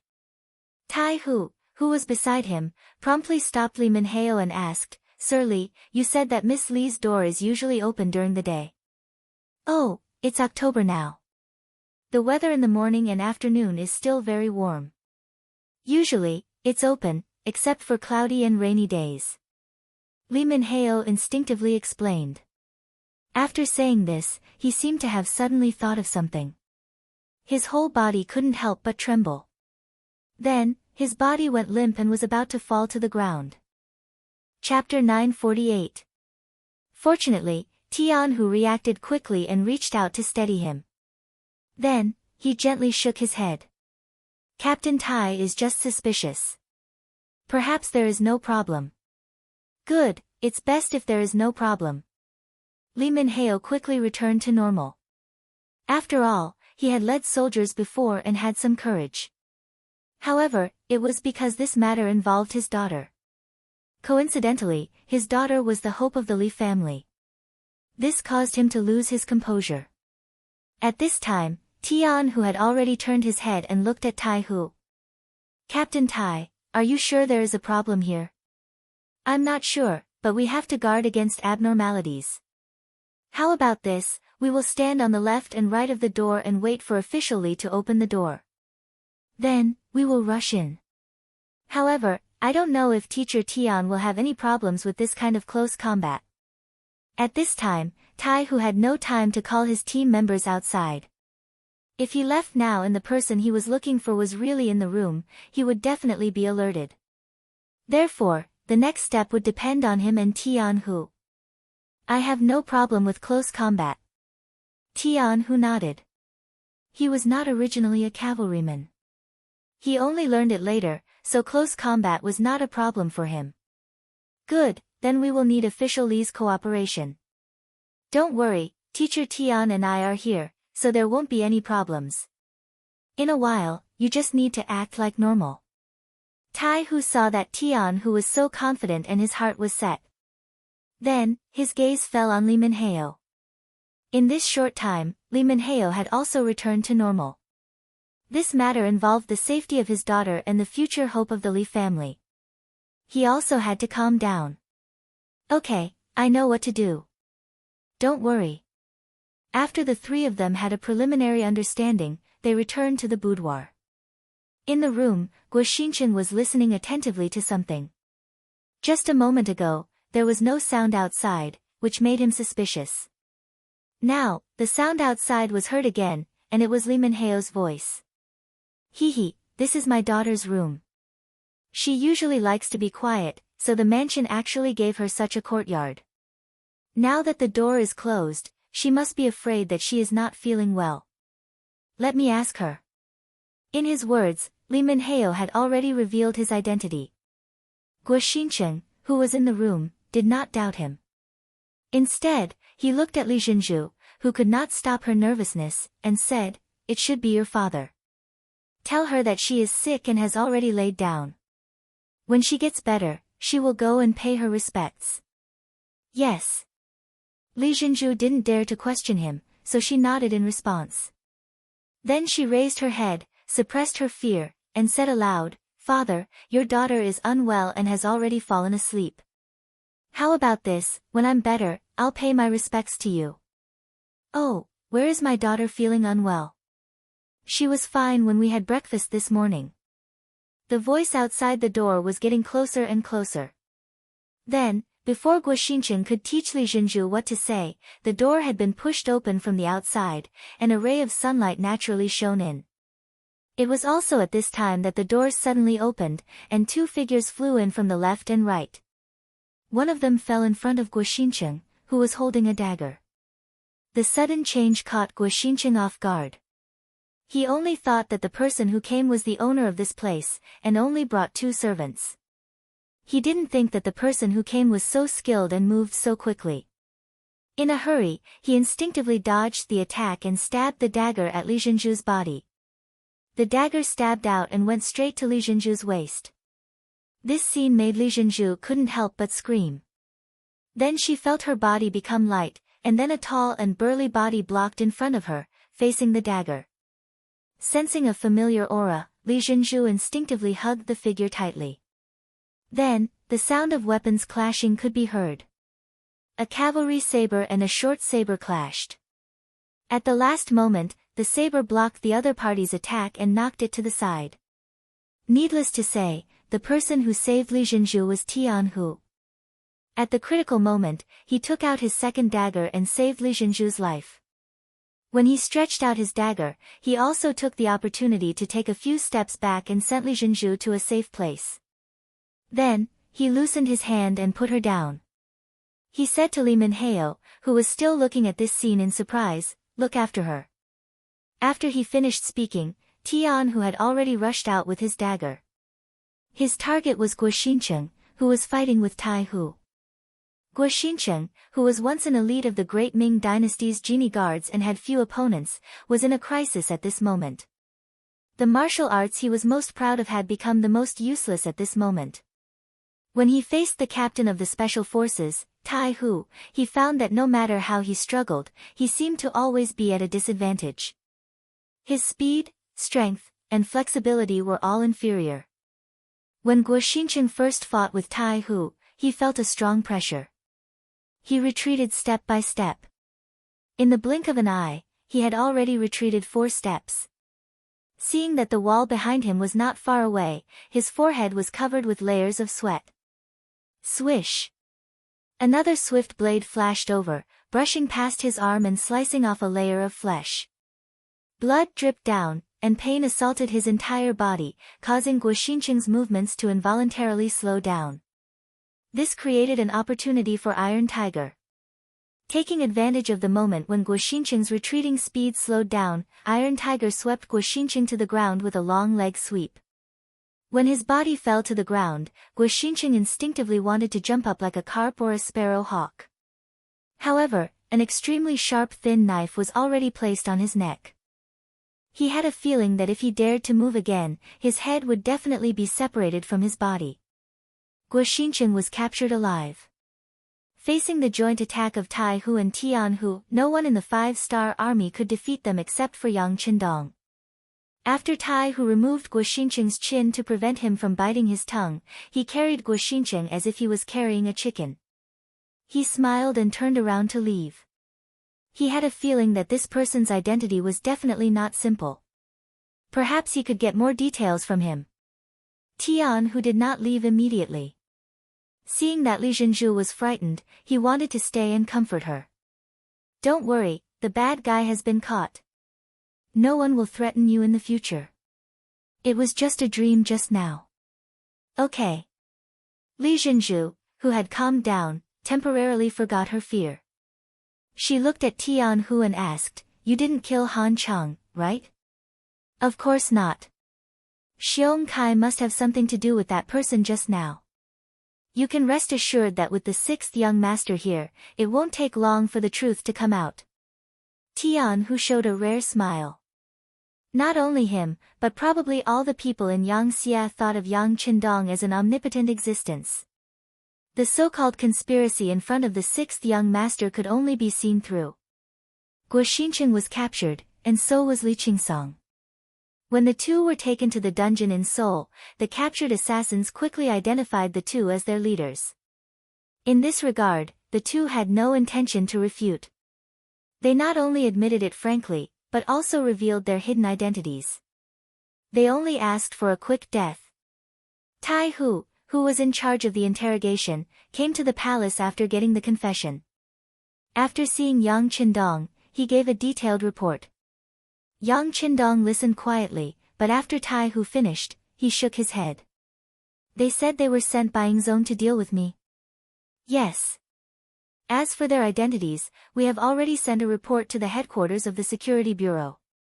The Baiming Security Bureau branch will soon send a report to us. At that time, everything will come to light. Tai Hu revealed a naive expression as he spoke. Everything seemed reasonable, and their identities shouldn't be fake. However, Yang Qindong still felt that there was something fishy about this matter. Ever since he was almost assassinated in Baiming's capital, he ordered the southern Ming merchants to adjust the price of goods. Because of this matter, all of the southern Ming merchants were very dissatisfied. Of course, they didn't dare to do anything to Yang Qindong, the god of wealth. Therefore, they quickly targeted the southern Ming imperial court. Because of this matter, the southern Ming Empire had already sent people several times to express goodwill and apologize. They expressed that the previous matter was a misunderstanding and hoped to have a good talk with the five-star army. After all, Yang Qindong was still the great Ming Empire's loyal duke, so he couldn't be considered an outsider. However, Yang Qindong didn't have any intention of forgiving them. Under such circumstances, how could the southern Ming Empire still send people to deal with him? Even if they wanted to deal with him, they should have found an opportunity to kill him in one blow. Even if they succeeded, they would only anger him. What good would that do for the southern Ming Empire? He couldn't figure it out. Yang Qindong had a feeling that there must be a secret behind this unrewarding matter. Looking at Tai Hu, Yang Qindong said in a gentle tone, "Captain Tai, you must have worked hard. How about this, let's leave the interrogation of Guo Xincheng and Li Qingsong to Beta Persei. Sixth young master, you don't trust us." Tai Hu frowned and there was a hint of urgency in his voice. "It's not that I don't trust you. It's just that I have some thoughts. I always thought that things wouldn't be so simple. How about this, let's continue the interrogation. You guys will be the assistants and Beta Persei will be the leader. You guys should also learn from his methods." Yang Qindong didn't want to dampen the enthusiasm of Tai Hu and the others, so he said this. He, I say, old Tai, you guys are very good at carrying out special missions. However, when it comes to interrogations, you guys are still too inexperienced. Ha ha. Let me teach you guys this time, Second Yang, who was standing beside them, said casually. He had learned a lot about interrogation skills from Yang Qindong.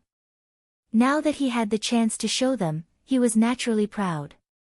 Beta Persei, who had received the order, went to the dungeon and called Guo Xincheng and Li Qingsong together. "Listen, you two.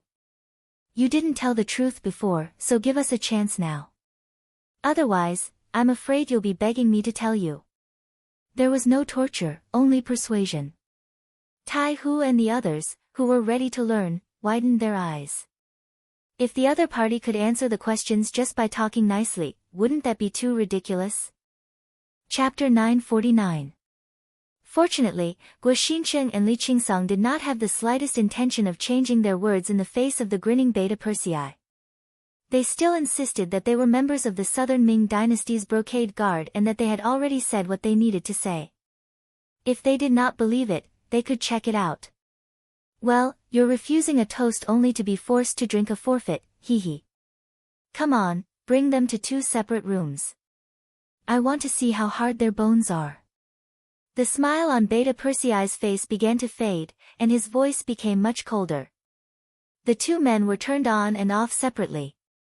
Beta Persei still had no intention of torturing them. He just asked people to keep an eye on the two men at all times, and then he kept hitting the gong to give them the greatest auditory stimulation. He also instructed that the gong should not stop until the other party was ready to speak again. Every quarter of an hour, a different person would strike the bell. Such a simple arrangement fell into Tai Hu's eyes. He asked with a puzzled expression, "Is that all? You'll know if it works or not when you try it." Beta Persei laughed and turned to leave. It seemed that torture was not necessary, but this kind of visual stimulation was fatal. Perhaps the two men could bear it for a short period of time, but after a long time, they would not even be able to sleep. It would not take long for them to have a psychological breakdown. When that time came, they would not dare to lie. The case of Han Chang's murder was closed. The matter was done by the southern Ming dynasty. Guo Xincheng, Li Qingsong, and the others' complaints were posted at the entrance of the North Korean provincial government. As the provincial governor, Zhang Yi, in order to appease Han Chang's father, Han Zhao, he specially hired him to work in the new government and gave him a certain amount of power. Politics was not about fighting and killing. The beauty of politics was in compromise. Han Zhao was arranged to work in the new government. This was a signal that the Five-Star Army would not exclude the local forces of North Korea. As long as they made contributions, they would receive corresponding rewards. With this move, in addition to Yeshin's hiring of more than a dozen North Korean officials, stabilizing food prices, redistributing land, allowing more people to have their own land, opening trade routes, preparing to build factories, starting to recruit workers, and a series of other policies, the situation in North Korea became stable again. At this moment, Wan Xiaoyu stood up again and added fuel to the fire. She took out more than 40 marriage applications and completed the initial marriage of the Five-Star Army officers, cadres, and the local forces of North Korea. With each marriage, the situation became more stable. In the palace, after Governor Zhang Yi reported his work, he listened to Yang Qindong's instructions. Governor Zhang, distributing land and opening trade routes are only one aspect of it. You have to find the most suitable path according to your own characteristics. For example, North Korea is surrounded by the sea on 3 sides. This is a major characteristic. You should think of something to do with the sea. You are also an old man from Kaegung City. You should know about the canned food factory there. You can think of a way to ask your old mayor to think of a way to borrow some elites to build a factory in North Korea. As long as you have your own factory, there will be a way to sell your products. That is the same as having the freshest bloodline. Only then will you be able to ensure that North Korea's finances will not be affected. This way, you will be able to calm the people and create enough wealth to do what you want to do. Yes. Yes. 6th young master is right. This official will immediately contact the mayor and ask him to support us no matter what. Zhang Yi nodded repeatedly. His eyes were filled with excitement. And, the canned fish factory can be built. With the technology and the products are up to standard, you can consider promoting it to other places to sell. I believe that the brother provinces will support you. However, you must remember that you must not fish in a pond.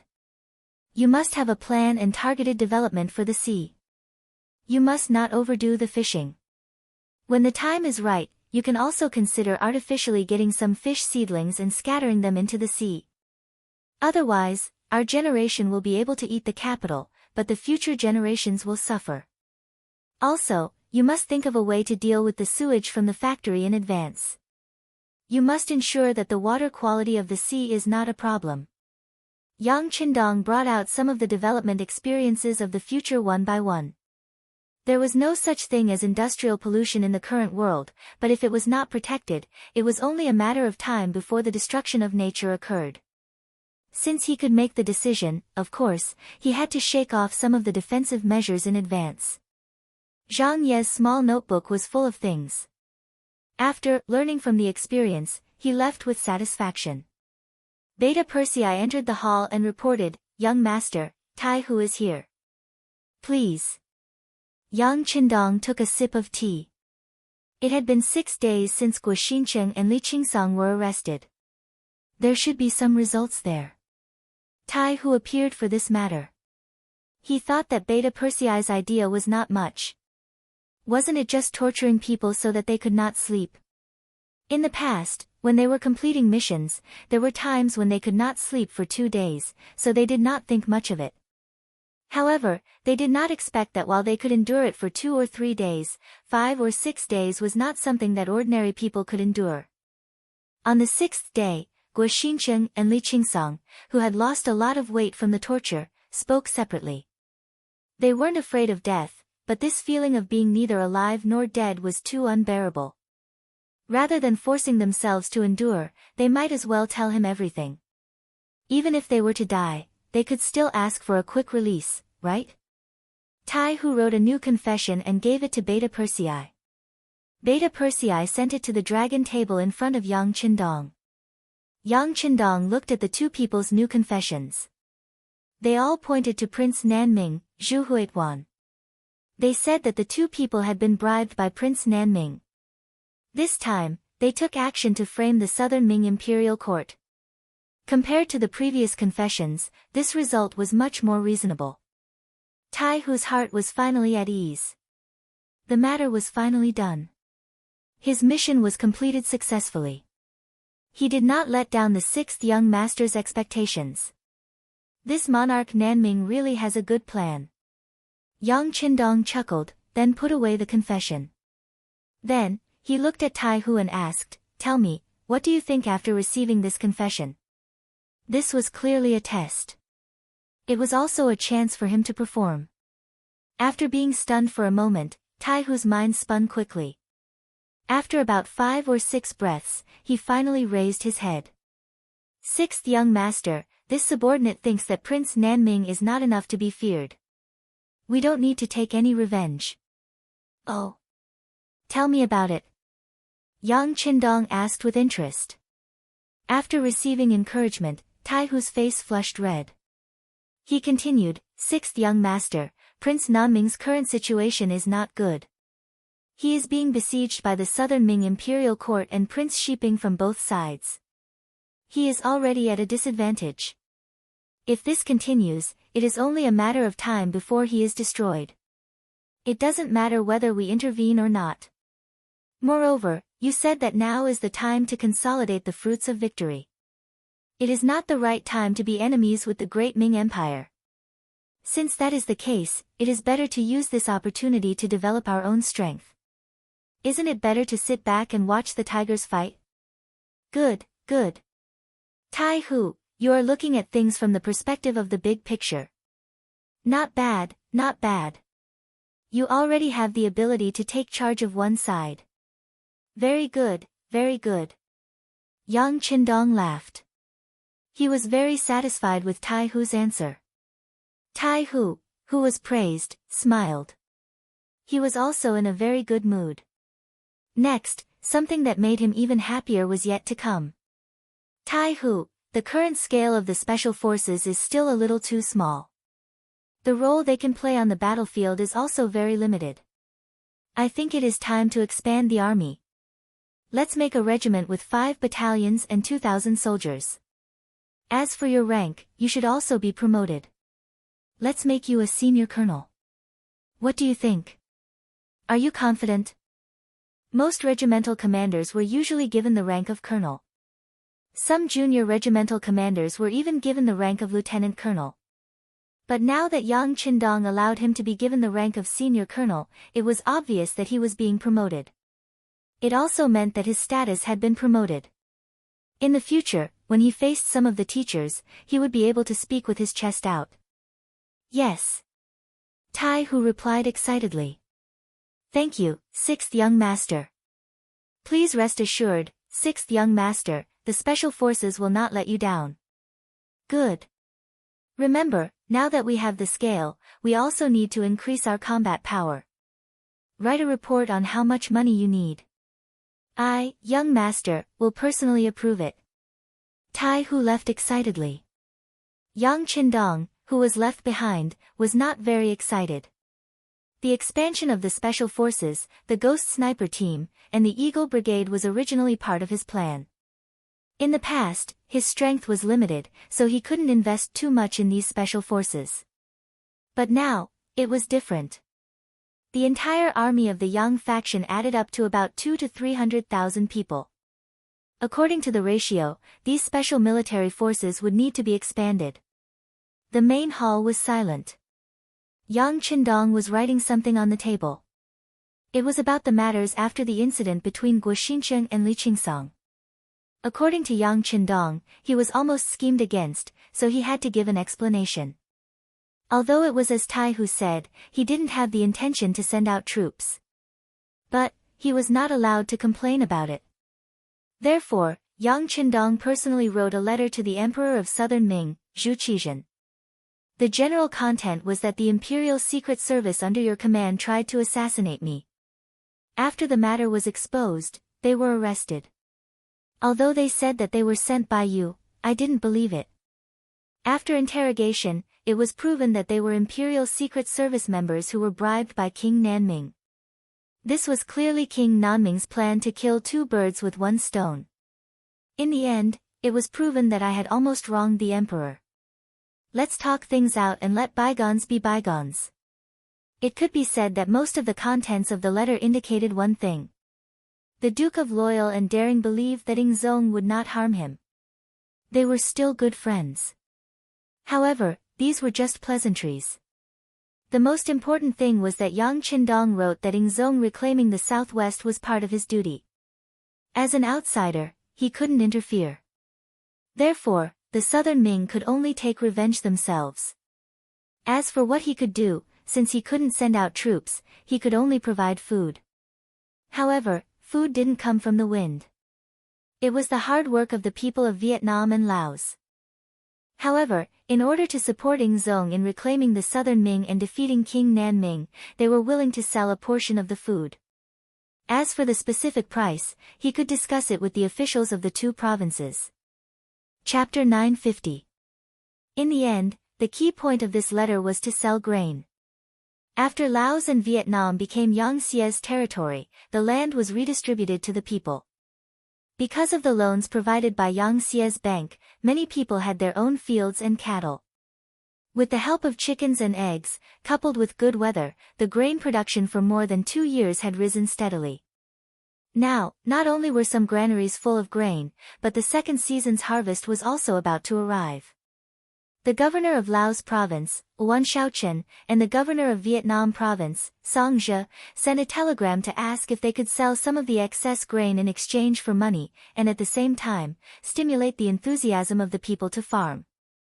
Previously, King Nanming's forces and the Southern Ming Imperial Court had sent people to contact the two provinces, mainly to discuss the issue of buying grain. Unlike Yang Xie, these two forces were vigorously sending out military equipment. In addition, no one knew when the war would start. Even if there were grain fields, no one was willing to plant them. Over time, the grain problem began to give them a headache. After knowing that Yang Xie's provinces had grain, they wanted to buy some back in case of a rainy day. However, Yang Qindong did not agree at that time. After all, the grain from these two provinces was used to supply the grasslands. But now, North Korea had become Yang Xie's territory. It was also a large agricultural country. With the geographical advantage, they could buy grain from the grasslands in the future. This reduced the pressure on Vietnam and Laos, and the matter of selling grain finally slowed down. After the letter was finished, Yang Qindong personally sealed it after checking it. Then, he called Beta Persei and asked someone to send the letter to Emperor Ingzong. Only then did Yang Qindong let out a long sigh. At the same time, he leaned back on the throne and narrowed his eyes. In the eyes of others, he was preparing to sell grain because he had a lot of grain. However, only he knew that he had a deeper and bigger plan, which was to strengthen the trust of the Southern Ming Empire. In order to meet this requirement, Yang Qindong was not prepared to sell grain at a high price. As long as the people and the government could make money, they would be satisfied. Looking at the southern Ming Empire, once they realized that the amount of money used to buy grain was not high, and it was even more cost-effective than if they planted their own grain, they would naturally reduce the amount of grain they planted. Like this, if there was a day when he and the southern Ming Empire turned the tables, he would only need to cut off the grain export chess piece to throw the southern Ming Empire into chaos, and the opportunity would naturally present itself. Great Ming, although I admire your backbone and courage, but the weak are prey to the strong. Facts have already proven that you are heading towards decline. Since this is the case, for the sake of the Han people, I will replace you. Yang Qindong muttered in his heart as he slowly closed his eyes and breathed evenly. In the 10th month of 1454 AD, Korea became another province under Yang Xie's control.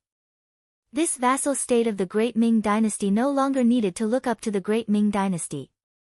Regarding this, there were many different voices in Bai Ming's court, and there were many curses. While Dai Zong and Zhu Qiyu were having a headache, Yang Qindong helped them in their hour of need. At the price of 120 taels of silver per warhorse, he loaned 50,000 warhorses to Bai Ming, which was 6 million taels of silver.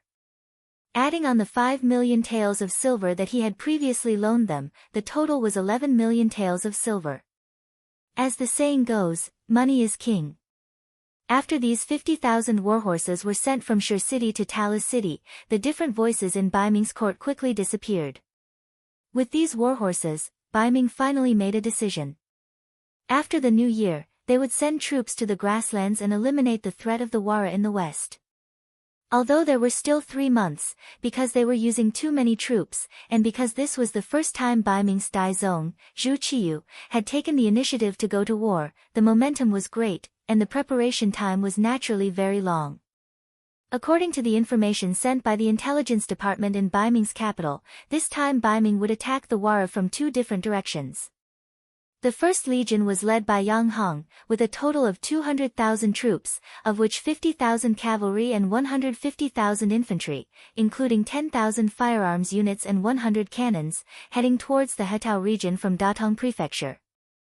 The second regiment was led by the Xian Mansion's chief soldier Shi Wanshan, with a total of 200,000 troops, of which 50,000 were cavalry and 150,000 infantry, including 10,000 firearms and 100 cannons, advancing from Sanber to Jingzhou in the Shaojing region.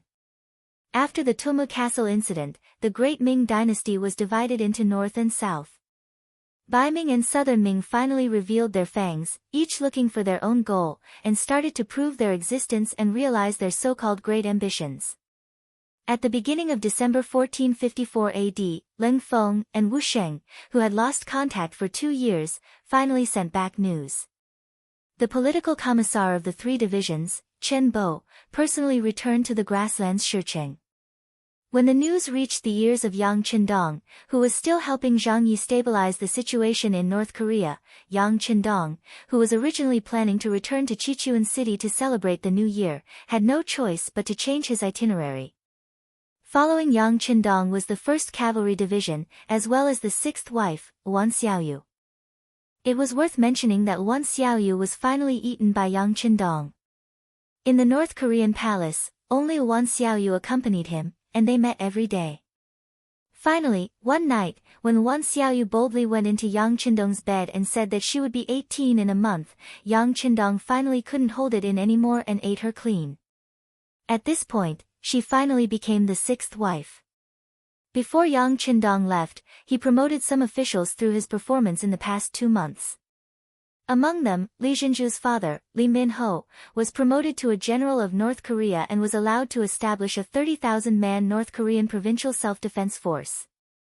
Usually, they were mainly responsible for the security of the province, and if they encountered foreign enemies, they were temporarily used to stop the enemy.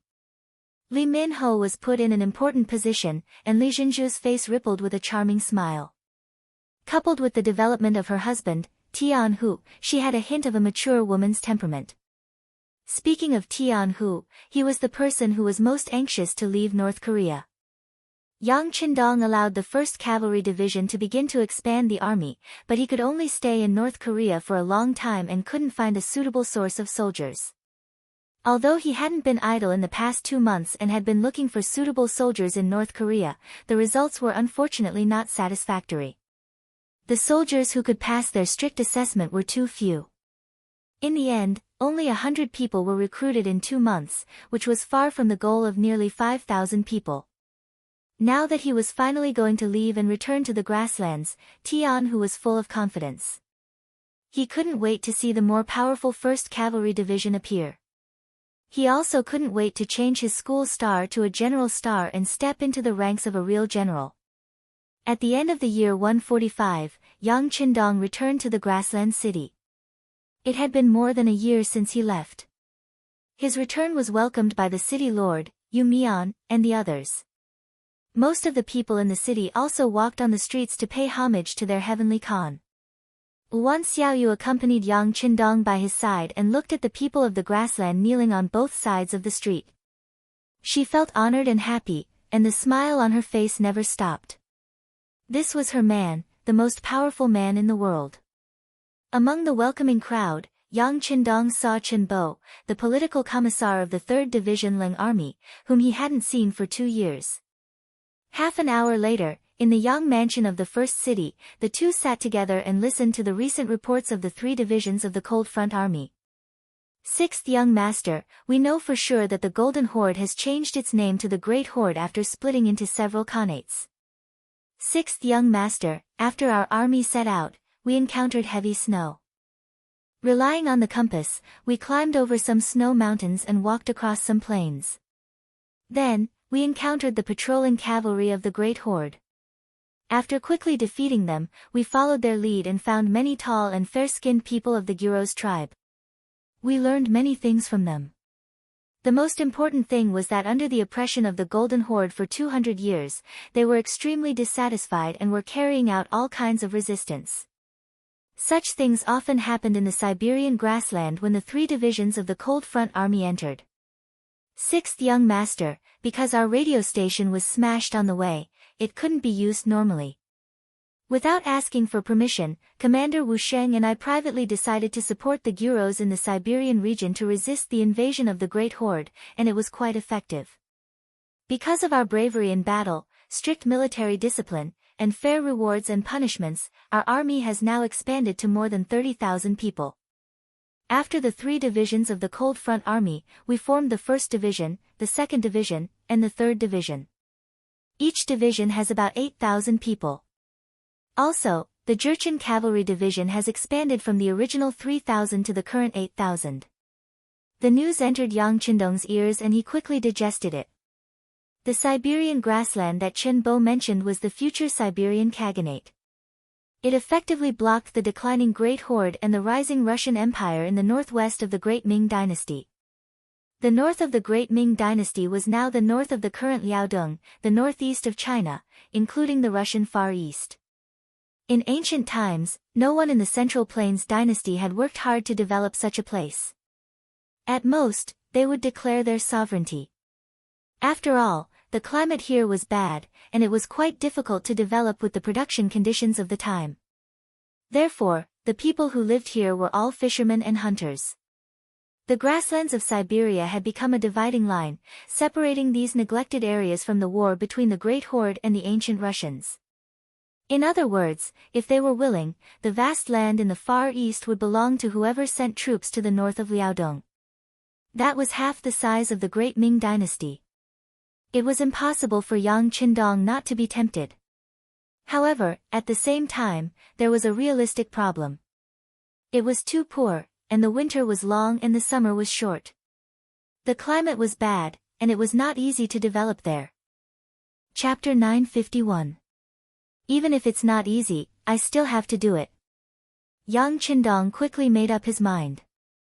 Since that place had not been taken seriously and had not been occupied by anyone, or it could be said that those who had occupied it were some insignificant local tribes and small powers. If he did not go and take it, wouldn't he be letting down such a good opportunity that had fallen from the heavens? Chen Bo, tell me more about the situation to the east of Siberia. With an idea in his mind, Yang Qindong wanted to know more. Unfortunately, Chen Bo couldn't say much after that. Obviously, his focus wasn't on that piece of land. After all, it was vast and sparsely populated. It was mountainous and swampy. Especially when the weather was cold and the time of winter was too long. It really didn't attract people's interest. However, Chen Bo was very smart. He seemed to have understood Yang Qindong's intention in an instant. Sixth young master, do you want to occupy that place? Yes, I do have such an idea. Chen Bo was one of his confidants, so Yang Qindong did not hide it and nodded. When Chen Bo heard this, he immediately looked like he wanted to say something but hesitated. Just say what you want to say. There are no outsiders here. Yang Qindong said encouragingly. Yes. Chen Bo nodded, then stood up from the chair, stood in a standard military posture, and said, Sixth young master, this subordinate thinks that the eastern part of the Siberian prairie is of no value now, and the climate there is very bad. If we enter without sufficient preparation, it is likely to consume a lot of manpower, material, and financial resources. It may even be a huge pit that may take a long time to fill. Since that is the case, it is better to stabilize the Siberian prairie and guard it, not letting anyone invade at all. Then, with this as the starting point, we can develop eastward bit by bit in an orderly manner. After saying that, Chen Bo didn't even have the courage to look at Yang Qindong. Now, the sixth young master was no longer the sixth young master who only had a few thousand subordinates. Instead, he was a king with hundreds of thousands of soldiers and millions of people. Chen Bo himself didn't know if it was appropriate to say these things, but considering that he was asked, it was his duty to say what he should say. Otherwise, he would be irresponsible. When Yang Qindong heard these words, his expression gradually changed. He suddenly realized that he had been too impatient. He had only wanted to occupy the land, but he had not thought about whether reality would allow him to do so or what kind of price he would have to pay. Perhaps the wish in his heart was too grand, so he had to race against time because he was not sure if his successor would continue on his path if his dream was not fulfilled after he was gone. Also, his life had been a little too smooth recently, which made him forget himself. That's right, the Far East was indeed not suitable to send a large army into. It was not for any other reason, but because the weather was bad and the roads were difficult to travel. Without any foundation and preparation, it would be a huge project to develop there again. It was very likely that it would end up like what Chen Bo said. In the end, it would take a lot of manpower, financial, and material resources, and the final result would be far less than the cost. I was too impatient, Chen Bo. Thank you for your reminder. Yang Qindong, who had come back to his senses, very rationally gave up on the idea of migrating to the Far East. Chen Bo originally thought that his bluntness would make the sixth young master unhappy. If that was the case, his future path would be equivalent to reaching the end. However, he did not expect that not only was Yang Qindong not angry, but he even took the initiative to apologize to him. For a moment, he was shocked. He quickly waved his hand and said, Sixth young master, don't scare me. I'm a coward. Ha, you're a coward. There aren't many people like you who dare to speak so bluntly in front of me. However, I like it. If you have a problem, you should raise it. If you have doubts, you should speak up. Otherwise, everyone will make mistakes. The higher the position, the more mistakes you will make. In this regard, you've done very well. Yang Qindong laughed. It was the kind of laughter that came from the bottom of his heart. Chen Bo immediately laughed. Then, he brought up a topic that interested Yang Qindong. Sixth young master, although we're now spending a lot of effort in the Far East, it's still possible to develop a small area. It's also to find a way for future development.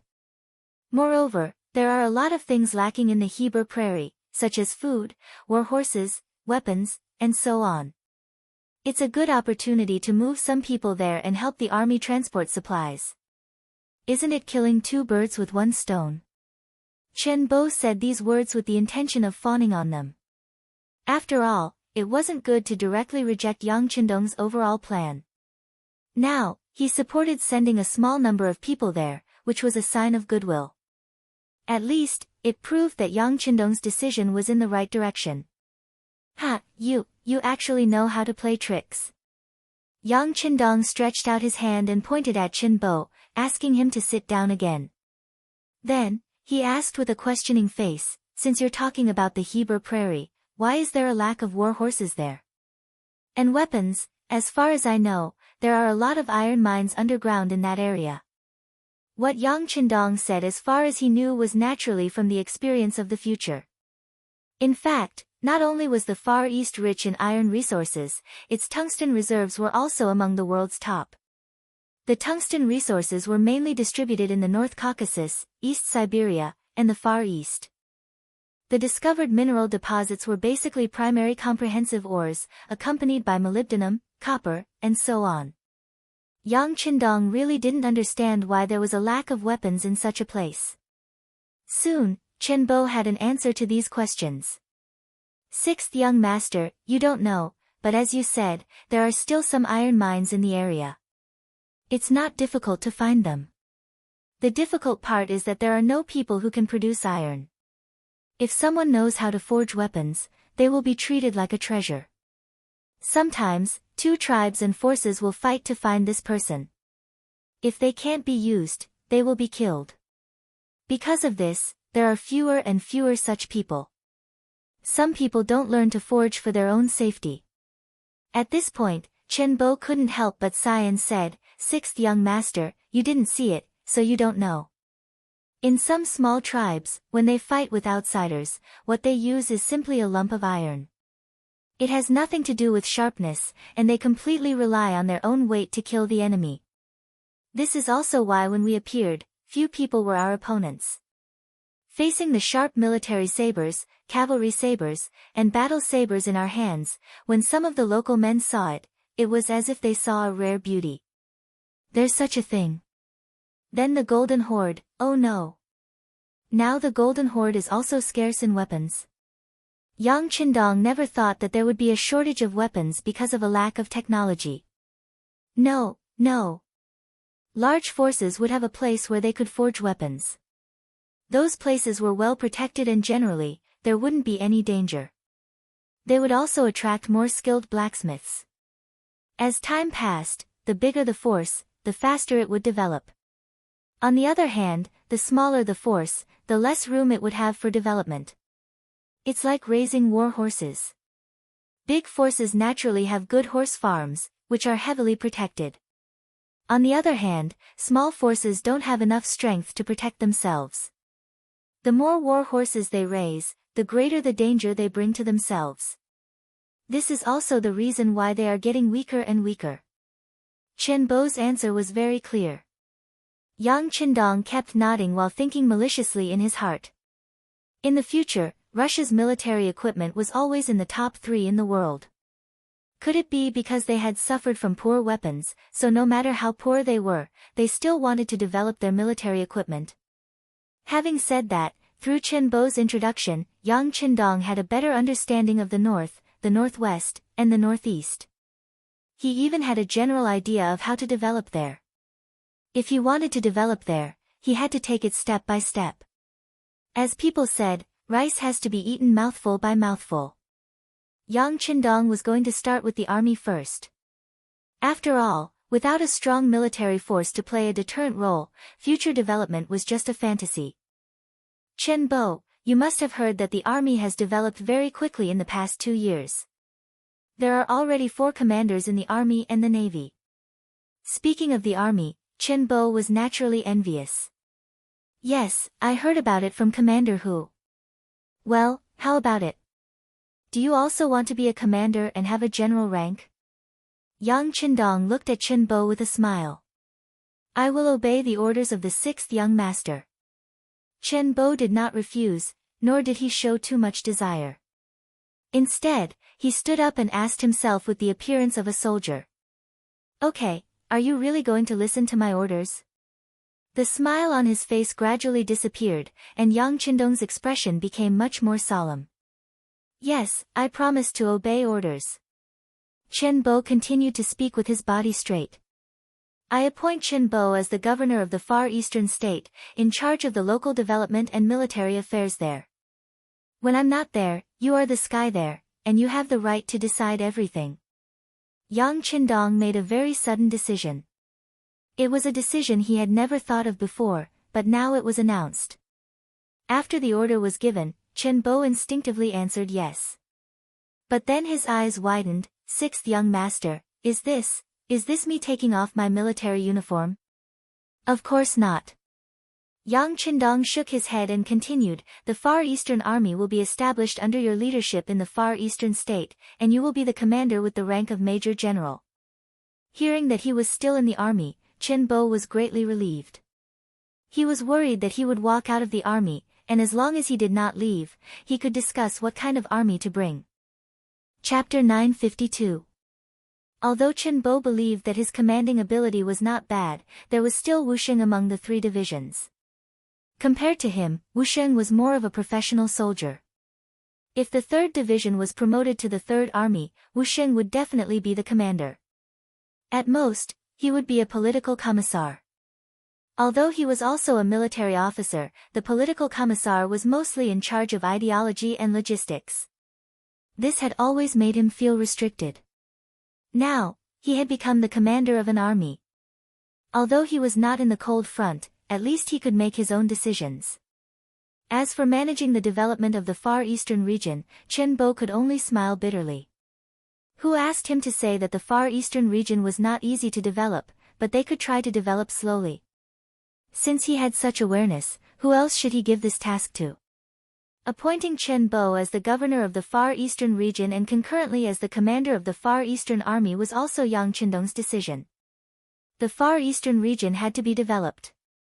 Although it could not be as fast as he wanted, it would not be too slow. This required someone familiar with the region. This would save a lot of time. In addition, the situation there was very complicated. If he only sent a civil official like Yu Mian, what would he do if he encountered danger? He had to be familiar with the situation there and also had to be proficient in both civil and military matters. Without a doubt, Qin Bo was a very suitable candidate. With the matter settled, Yang Qindong chuckled and pointed to the chair opposite him for Qin Bo to sit. You are now a major general. You can't forget Wu Sheng and the commander of the 2nd Division, Luo Pa. You were all his subordinates. Now that you have been promoted, he can't forget. Therefore, I plan to promote the 2nd Division of the Cold Front to the 2nd Division of the Lu Army. The commander of the 2nd, 6th, and 7th Divisions, Luo Pa, will be promoted to Major General. The 3rd Division will be promoted to the 3rd Division of the Lu Army, and the commander of the 3rd Division, Wu Sheng, will be promoted to Major General. Considering that he was still in the Siberian plains and was unable to recruit the superior soldiers of the Han Army, he would do it based on the current situation. He only needed 1 elite 3rd Division, 3 hybrid masters, and 1 female true master. What do you think? Of course, of course. Qin Bo had no choice but to stand up and respond. He was already a major general, and there was no reason for him to stop others, not to mention that these 2 people were not inferior to him in terms of ability and experience. After a night of discussion, the 3 generals were decided. Qin Bo returned with satisfaction. Yang Qindong, on the other hand, slept very late. He thought a lot about the problems in the Far East. According to his plan, the 5-star army would have to fight with the Great Horde and even the Gyros. It would be a huge battle, and the transportation of supplies would become a huge problem. Without a strong backer, if he fought alone, he might not even be able to display a third of his usual strength. Thus, the establishment of the Far Eastern region was imperative. However, how to transport provisions and supplies from the first city to the Far East was still a huge problem. The closest ones were more than 1,000 miles away, and the farthest ones were more than 3,000 miles away. If they relied on people and horses to carry them, how long would it take to complete the transportation of provisions? As the saying goes, before the troops and horses move, the provisions must move first. If this problem was not solved, then no matter what, they could not expect to fight a big battle or win a battle there. All kinds of images flashed through his mind. If he had a train, then the distance of 1,000 to 3,000 miles would not be a problem. However, the problem was that although there were many things in the warehouse, there was still nothing like a train. Should he use a car? There were some in the warehouse, but the number was limited. If he couldn't make it himself, there would be problems with the warehouse's support. He didn't even understand the basic principles behind it. Once the car broke down, it would be a pile of scrap metal. If he could not make it, and he did not have a train, then what should he do? This problem was very difficult for Yang Qindong. When he heard Wan Xiaoyu's even breathing sound in the room, the word train suddenly appeared in Yang Qindong's mind. Yes, there is a train to transport. As if he had suddenly thought of something, Yang Qindong abruptly said, causing Wan Xiaoyu, who was already in deep sleep, to turn over on the bed. She seemed to be muttering something. Obviously, she was dreaming of something. Seeing that he did not disturb his wife's sleep, Yang Qindong smiled quietly, then took off his clothes and walked to the bed. Lying on the bed and hugging the sleeping Wan Xiaoyu, Yang Qindong was still thinking about the train tracks in his mind. If there was no Yang Qindong, history would not have the first wooden track until the second half of the 16th century. It was in the mines and quarries of the United Kingdom and Germany that were made of useful wood. The cars that walked on the track were pushed by people or animals. It wasn't until 1767 that the price of metal in England plummeted. There was an iron factory owner who saw piles of pig iron that couldn't be sold for money and occupied a lot of space. So he ordered people to cast long iron bars and lay them on the factory's road. He was prepared to sell them when the price of iron rose. However, people found that the vehicles that walked on the road covered with iron bars were not only labor-saving but also stable. In this way, the train track was born before the train. Later, after continuous development, the iron bars were improved and made into groove-shaped rails. Later, the bottom of the rail was widened, forming an I shape like Chinese characters. This shape of the track was stable and reliable and had been used to this day. In this life, because of the sudden appearance of Yang Qindong, the train track also appeared more than 200 years earlier. There was a train track in Qiqian City that was built according to Yang Qindong's idea, which was used to transport goods. It was only because later on Ryukyu Island began to build cement roads on a large area that the train track was stopped and unused. However, it turned out that the technology had matured. If a rail channel could be built from the first city to the Siberian prairie, wouldn't it be much easier to transport goods? One had to know that there was no shortage of iron ore in the Far East. As long as enough people were sent to mine, there would be enough skilled workers to build the tracks and lay them step by step from the Far East to the first city. At that time, some rail cars could be built on the tracks. It would be much more convenient and fast whether it was pulled by people or pushed by people. This was a bold idea, but also a feasible one. When there was no shortage of people and iron, Yang Qindong firmly believed that this matter could be done well. He even saw the railway line that stretched for thousands of miles, saw a steady flow of goods moving back and forth, and saw the spectacular scene of the Five-Star Army's flag being inserted in every corner of the world. Early the next morning, Yang Qindong arranged for Beta Persei to send a telegram to Qiqian City, asking for the people who had followed him to build the tracks and the mold machines that had been made before to be transported to the first city. He had great use for them. There was a strict order in the telegram that the relevant technical talents were not allowed to be intercepted in Qiqian City. Those who were named had to be released. Otherwise, once they were found out, they would be held accountable. This was a rather harsh telegram, and there was nothing they could do about it. After several years of development in Crimson City, there were indeed many talents. Their brains were active, and after reading the books that Yang Qindong gave them that could be called divine books, they relied on imitation to make a lot of things, and were constantly studying the core technology. Usually, such people were also regarded as great talents by Qiqian City. If other provinces wanted such talents in the process of construction, they would not be able to do it no matter how hard they tried. But this time, in order to develop the Far Eastern region, Yang Qindong finally made up his mind to make good use of these talents. These talents could be compared to the sharp blades of thousands of soldiers and horses. Once the far eastern region was developed, with the vast land there, tens of millions of hectares of arable land could be cultivated. That could solve the problem of food and clothing for many people. Not only did he have to occupy such a place, but he also had to occupy it early so that he could benefit early. During the period before the new year, Yang Qindong was basically busy with this matter. Originally, he had to return to Qiqian City to accompany his wives and beloved daughter, Lei. During the new year, batches of materials and talents were also sent from Qiqian City to Origin City. After everything was prepared, Chen Bo personally went to the logistics division and selected an entire division from the division commander, Yang Si. The division consisted of 4 regiments of 8,000 people. In Yang Qindong's expectation, Chen Bo took about 500 relevant technical personnel and thousands of old farmers who had enough farming experience to embark on the journey to Siberia for the second time. Not long after Chen Bo left, at the beginning of the 3rd month of 1455 AD, Baiming's 400,000 troops set off in 2 directions. They gathered at Datong and Xian Mansion respectively, and then went straight to Walla Yeshin's troops.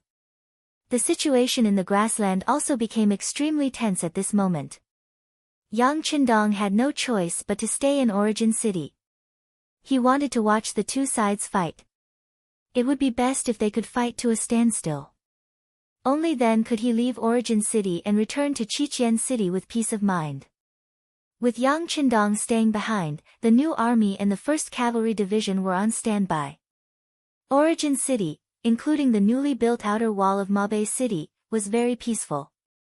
Every day, there would always be some Han people or grassland people who came to Origin City to avoid the war. Origin City was very generous. As long as you were willing to come, you could always arrange a lot of things to do. As long as you were not found to have any problems, other than Qiqian City, there were many other places you could go. For example, the stable Laos Province, Vietnam Province, Cambodia Province, Luzon Province, Korea Province, and the Far East Province that still needed a lot of manpower. In short, as long as you were willing to endure hardships and contribute, there would always be a suitable position for you. It could really make everyone have food to eat, work, and work. At that time, this was not an easy thing to do. There was no need to talk about the grassland people. After years of fighting, they did not think that anywhere was safe. It was the same for the people of the Great Ming Dynasty. After the Great Ming Dynasty was divided into the north and south, the 2 Great Ming dynasties were constantly accumulating strength in anticipation of the moment of unification. For this reason, the people's taxes kept increasing. The people could be said to be miserable. Whether it was farming or doing business, most of their income had to be handed over. Chapter 953. Now that the flames of war were rising, more and more people would be requisitioned. The people who could not stand this pressure regarded the first city as a paradise. It was said that as long as one came here, as long as one was willing to do something, there would be enough food to eat. Just this point alone was enough to make countless commoners yearn for it. The scale of the first city was expanding day by day, and the population was increasing every day. Every once in a while, a group of people who had just passed the examination would be sent to various places to resettle. Everything seemed to be thriving. When the North and South Ming dynasty chose to fight against different opponents, Yang Xie entered a quiet and peaceful period. According to Yang Qindong's instructions, he had to take advantage of this peaceful period to vigorously develop himself and count and integrate more people. This was because once he wanted to go to war, he would occupy new territory, and he would need new troops and people to guard and develop. Therefore, the more people under his power, the better. He was not afraid of having too many people, especially the Han people and other foreign races who were loyal to the Han people. After a short period of peace, Beta Persei also took the opportunity to be lazy. On this day, he accompanied his woman, Kikij, to his mother-in-law's house for dinner. After Kikij followed Beta Persei back to Qiqian City, she had more opinions about the strength of the Heavenly Khan. She thought of the wide cement road, the tall buildings that were dozens of feet high, and the electric lights that were as bright as day. Since returning to the first city, she had been persuading her mother to leave with her and live in Qiqian City. Perhaps in order to better solve the worries of the senior cadres and generals, or perhaps in order to better control them, any military leader above the regimental level or the local bureau level could apply to have their own courtyard and house in Qiqian City. Beta Persei, as the person in charge of Yang Qindong and a colonel, naturally had such qualifications. He had thought of bringing his mother-in-law to Qiqian City more than once because the environment there was better, the security conditions and even the medical conditions were the best. This matter could be said to hit it off with Qiqigu. This time, the two of them also continued to persuade him. The main reason why Ba Dama did not say anything was that her son, Ba Tu, was still in the beginning city and had a post in the new army. She believed that this was her roots and was unwilling to leave. It was a little difficult to persuade her. The husband and wife took advantage of the fact that they had nothing to do today to continue their unfinished mission. Usually, Badama was always alone at home, so Beta Persei hired a nanny for his mother-in-law. She was Mongolian and only 17 years old. She was very agile. Later, she was given a Chinese name, Al Yen, and Badama liked her very much. Today's meal was also prepared by the nanny. It was almost time for dinner, but he still didn't see his son Ba Tuesday. Ba Dama's face had a trace of displeasure as he said, "Didn't I tell him yesterday? Why isn't he here yet? Is he making his brother-in-law wait for too long?" In Badama's heart, her son-in-law, Beta Persei, was an extraordinary existence. He was able to serve by the Khan's side and gain his deep trust. Just based on this, she would wake up smiling even in her sleep. For the sake of her son's future, as a mother, she should interact more with the two of them. This would definitely be beneficial for her son's growth. Beta Persei didn't care too much. She only had eyes for Qiqigu. Ba Tu and Badama were just loved by her. Afraid that his mother-in-law would be unhappy and affect her health, Beta Persei took the initiative to laugh and said, "Mother, don't worry too much.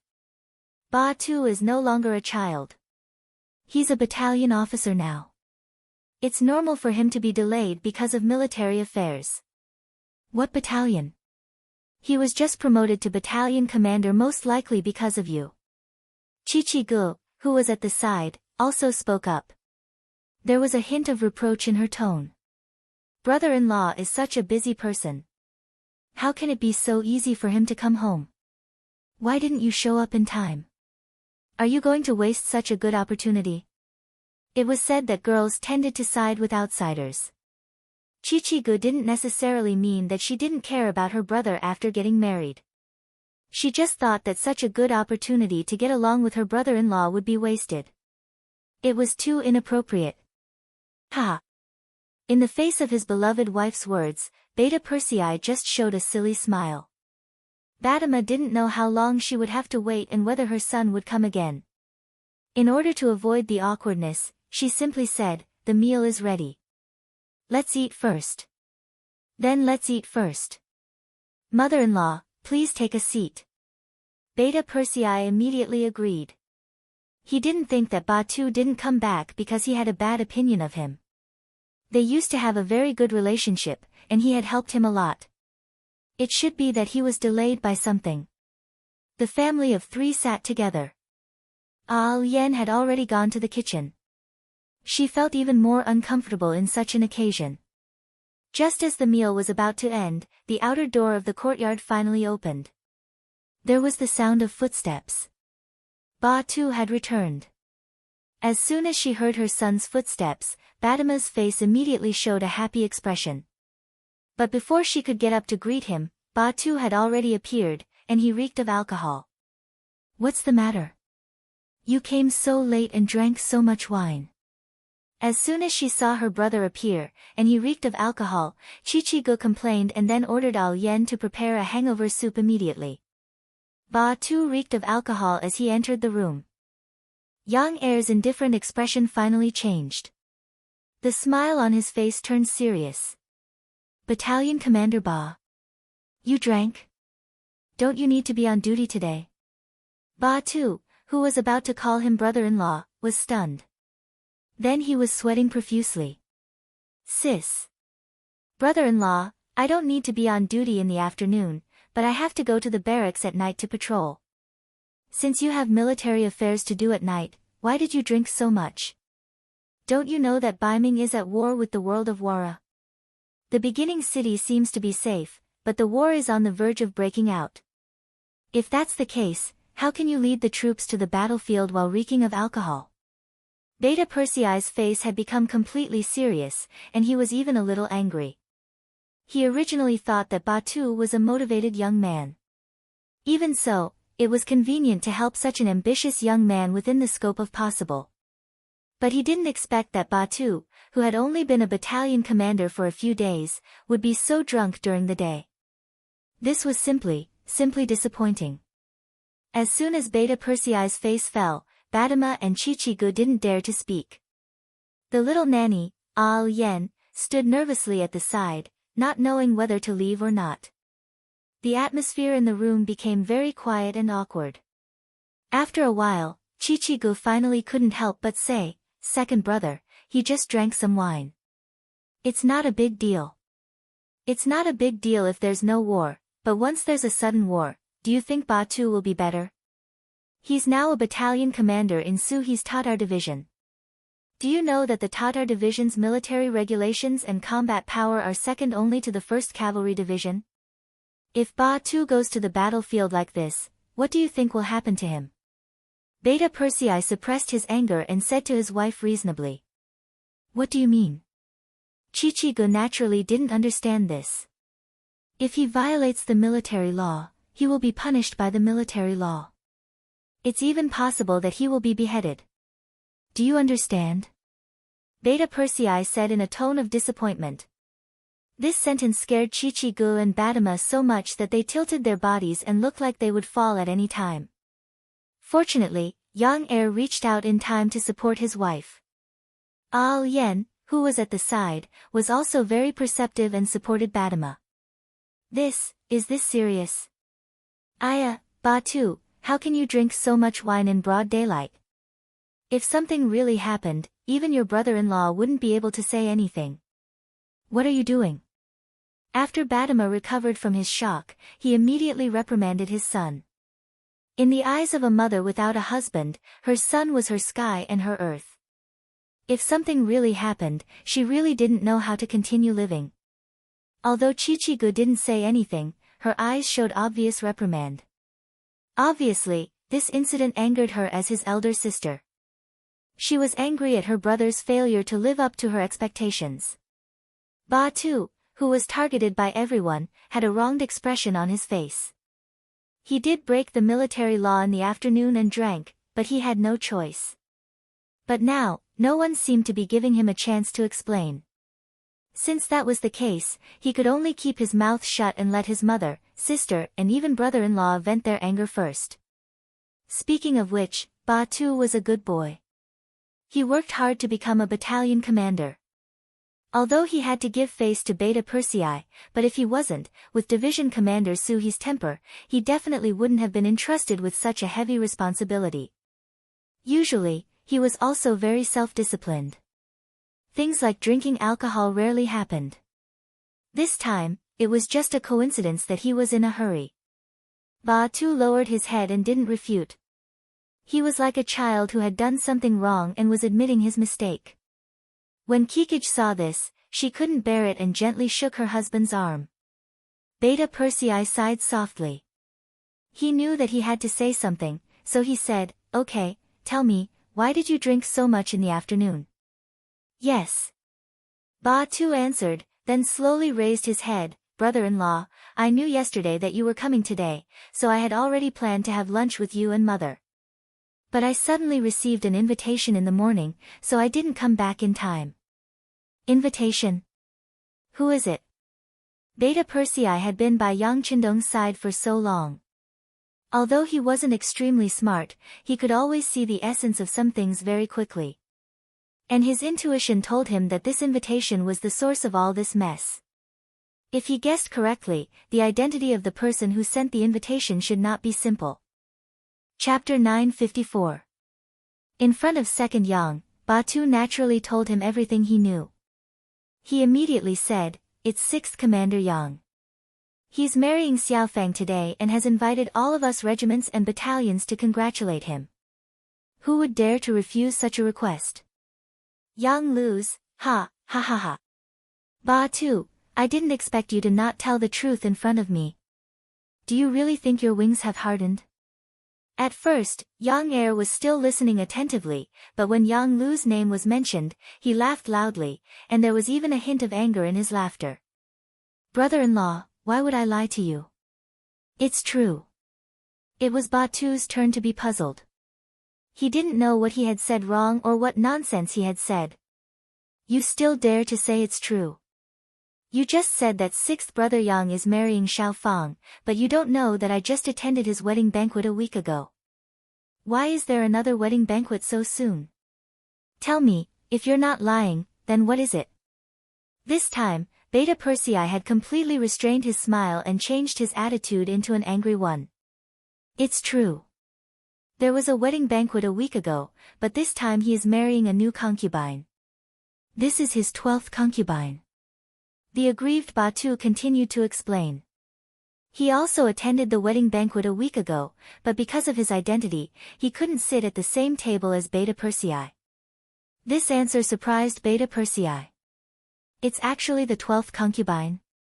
Although the young master didn't object to the high-ranking officials marrying concubines and even said that it was for the great Han dynasty, it wasn't good to marry so many at once. As a servant of the Yang family, the young master only had 7 wives, but Ba Tu had married 12 concubines. What would the young master think if he knew? Although Yang Qindong wouldn't say anything about such a thing, he still had to consider his feelings. Yang Lu was getting more and more out of hand. Thinking of this, Beta Persei lost interest in eating and stood up. "Ba Tu, brother-in-law has wronged you. Don't take it to heart. This is all for your own good. But you have to remember that drinking during the day is always wrong, do you understand?" "Yes, brother-in-law, I was wrong." Ba Tu did not dare to blame Beta Persei. He could still tell if Beta Persei was doing this for his own good. Beta Persei made his attitude clear. This was the first time he had taken the initiative to stand up for Ba Tuesday. "Well, if there's such a thing in the future, you can go, but don't drink too much. Just be polite.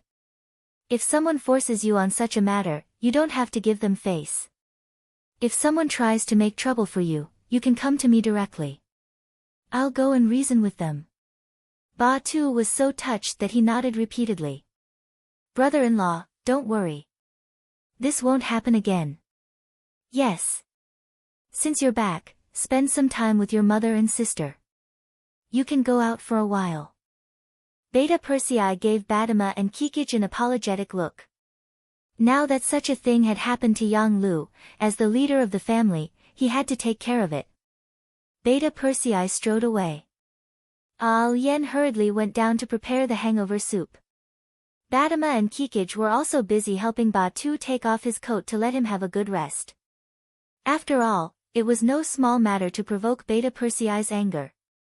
In a courtyard in the first city, there was nothing hanging outside the door. This was because the servant, Yang Lu, did not know what to write. After all, he was the 6th in the family and had been given the surname Yang.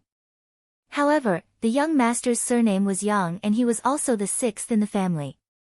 This made him have too many taboos.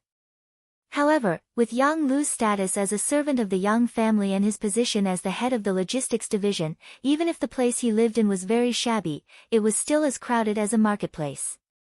When Beta Persei came here with 4 guards, he saw a long line outside the courtyard. Many of them were carrying things in their hands and it was obvious that they were there to give gifts. It seemed to be a matter of course for an official to receive gifts. It was also the best way to connect the relationship between the two parties. If you don't have a good relationship with your subordinates, everyone will make things difficult for you. Then, your orders will probably go out of the building. Such an official would not be awe-inspiring enough. However, there should be a limit to receiving gifts. It was really a bit too much to be so blatant. Looking at this scene, Beta Persei was furious and strode to the entrance of the courtyard with a long face. Yang Er's sudden appearance and the fact that he only brought 4 plainclothed guards with him didn't attract much attention at first. Those who were able to come here were either rich or respectable. There were even quite a few people who had quite a bit of power in their hands. Usually, when they took action, they would bring more than 10 subordinates with them. If they only brought 4 subordinates, it could only be considered ordinary. However, as soon as Beta Persei appeared, he did not intend to line up. Instead, he walked straight past many people, which caused some people to be dissatisfied. Some people with a bad temper shouted on the spot, "Hey, who is that? Doesn't he know the rules? Why is he cutting the line? Who said he isn't? Does he think he's a piece of material? Don't you know what kind of place this is? It's not a place where you can behave atrociously. Stop him and see who this kid is. Stop him, stop him." The queue was in a mess for a while. Each of them charged at Beta Persei as if this person was their common enemy. Suddenly, chaos broke out. The 4 guards who followed him were all on alert with their hands on their backs. It looked like if the situation was out of control, they would either pull out a gun or a sword. Beta Persei did not take any of this seriously.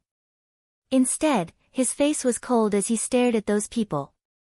The murderous aura on his body naturally spread out, causing those who wanted to come forward to reason with him to stop in their tracks. They were not stupid. They could feel that this tall person was not easy to get along with. If anyone went up first, they would probably be dealt with. Humph. A bunch of cowards. Beta Persei sneered mockingly when he saw that those people were frightened by his glare. This sneer provoked a lot of people. At that moment, a few people who thought they had some skills finally could not stand it anymore. They walked out of the queue and headed towards Beta Persei. Some even clenched their fists and looked like they were ready to fight. The atmosphere suddenly became extremely tense. The 4 guards whispered while protecting Beta Persei, "Brother Beta Persei, they have a lot of people. Let's avoid them first." After all, the person in front of them was not a real enemy. They could not just kill people here. If they really fought, they would not even be able to exert half of their strength. "It's okay, these small fries can't scare me." Yang Qindong shook his head, looking very indifferent. After following Yang Qindong, he had seen all kinds of situations. There was no way he could scare him. Beta Persei did not retreat, and the others also surrounded him. A chaotic battle was about to start at any time. At this moment, the gate of the courtyard suddenly opened and a person dressed as a butler walked out. As soon as he heard that someone was making trouble outside, he was very surprised. Who in this beginning city had the guts to make trouble in front of 6th Master Yang's house? Did they not want to live anymore? He wanted to see who this person was. Did he really have 3 heads and 6 arms? Just as he casually took a look, his originally contemptuous gaze suddenly froze. As 6th Master Yang's butler and one of his most trusted people, he had seen a lot of the world. For someone like Beta Persei, the people below him did not have many opportunities to see him, but he did not know how many times he had seen him. When he saw that the person who came was Beta Persei, he was so scared that he broke out in a cold sweat. Then, he shouted, "What are you doing? What are you all doing?" The sudden appearance of 6th Master Yang's butler and his loud shout immediately attracted everyone's attention. Then, many people rushed over and reported their names one by one, looking like they wanted to leave a good impression on the other party.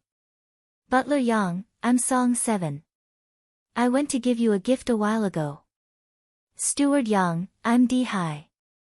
We've been drinking together a while ago. You even said that I would cause trouble." "Butler Yang." A series of greetings and flattering voices rang out, but Steward Yang ignored all of them and went straight to where Yang Er was. Everyone also made way for him. At this moment, Beta Persei naturally saw Butler Yang and could not help but reprimand him even more angrily. "Yang Ying, is this how you look after your master's house? People are lining up to the street to give gifts. Aren't you afraid that it will affect your master and that someone will impeach him?" He directly called Butler Yang's name and angrily condemned him, giving the other onlookers a fright. They thought to themselves, who is this? With Butler Yang's temper, he will definitely not let this person off. Thinking about it, Butler Yang might not be much, but he was backed by 6th Master Yang. That was an extremely powerful person, someone who could be seen at any time and someone who was loyal and courageous. When the time came, if his mouth was crooked, there would be no good ending for him. Just as everyone was waiting to see Beta Persei suffer, Yang Ying's face was unexpectedly filled with fear. Second Master, why are you here? What? Why did he call this person Second Master? Who is he? Second Master. Could it be Beta Persei? In an instant, the originally noisy entrance of the alley became extremely quiet. Obviously, everyone thought of Beta Persei's true identity. Don't call me Second Master, I can't afford it. Where is your master? Beta Persei's anger had not subsided and he was not willing to lower himself to the same level as Yang Ying. Master is taking an afternoon nap. Yang Ying said, sweating profusely. In his eyes, Yang Qindong was not that scary because people of that status would not lower themselves to the level of an insignificant person like him. However, Beta Persei was different. If he really dared to make a move on him, even the master behind him would not be able to protect him. Afternoon nap, he seems to be in a good mood. Lead the way. Beta Persei waved his hand and stepped forward. Yes, Second Master, please. Yang Ying no longer had any arrogance. At this moment, he was completely like a filial son, lowering his head and leading the way. Chapter 955. Beta Persei followed Yang Ying into the courtyard, and the people queuing outside the door quickly dispersed. Just now, they were criticizing Beta Persei.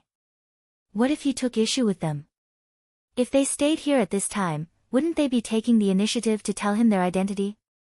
No one would do such a stupid thing. After Beta Persei entered the courtyard, he did not wait for Yang Ying to announce his arrival. Instead, he went to the main room and lifted Yang Lu, who was still asleep, out of bed.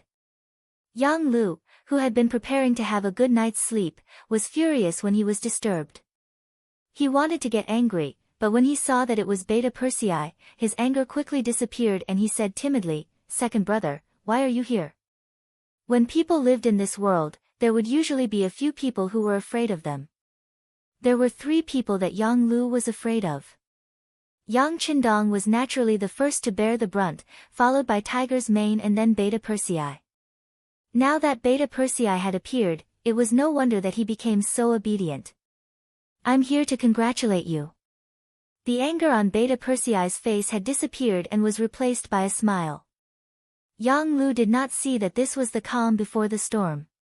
He really thought that Beta Persei was here to congratulate him on marrying the 12th concubine. He immediately laughed and said, Second brother, how can I trouble you with such a small matter? Marrying a family is a small matter.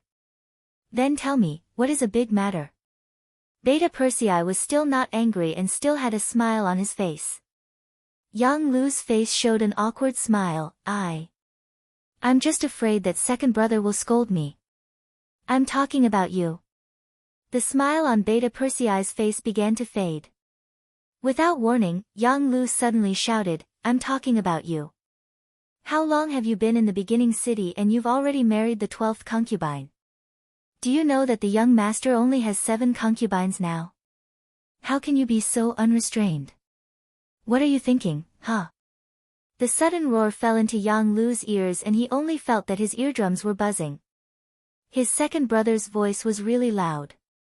It seemed that it had not changed after so many years. But Beta Persei was the second brother. Without Yang Lu, he was the eldest brother. He had to admit his mistake.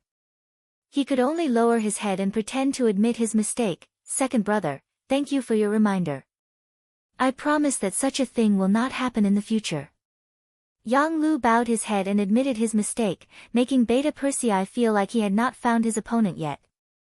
Thinking that they had been brothers for so many years and that Yang Lu was now the head of the logistics division, Beta Persei sighed, Sixth brother, it's not that I have to be angry with you.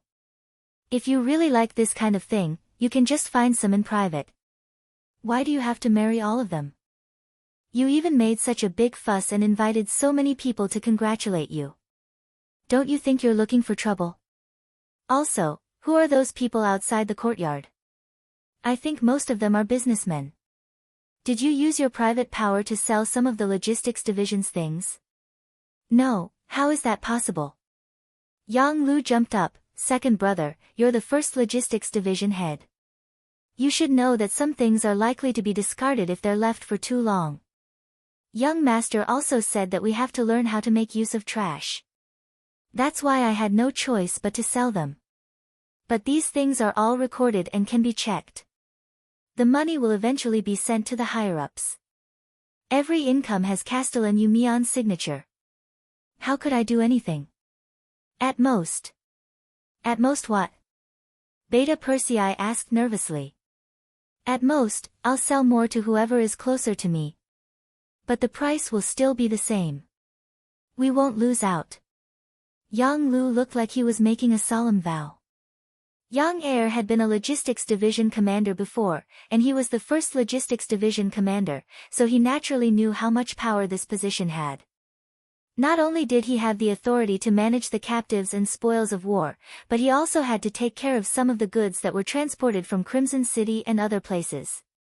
And with such a position, it was inevitable that there would be people trying to curry favor with him. This could also explain why there were so many people waiting outside the courtyard to meet Yang Lu. As for favors, it was even more unavoidable. In order to survive in this world, it was unavoidable to have friends. Since the price was the same, it was normal to give more things to friends. At least, it was reasonable. With their current position and status, it really wasn't a big deal. Yes, it's best if everything is as you said. Actually, sixth brother, I'm not here to condemn you this time.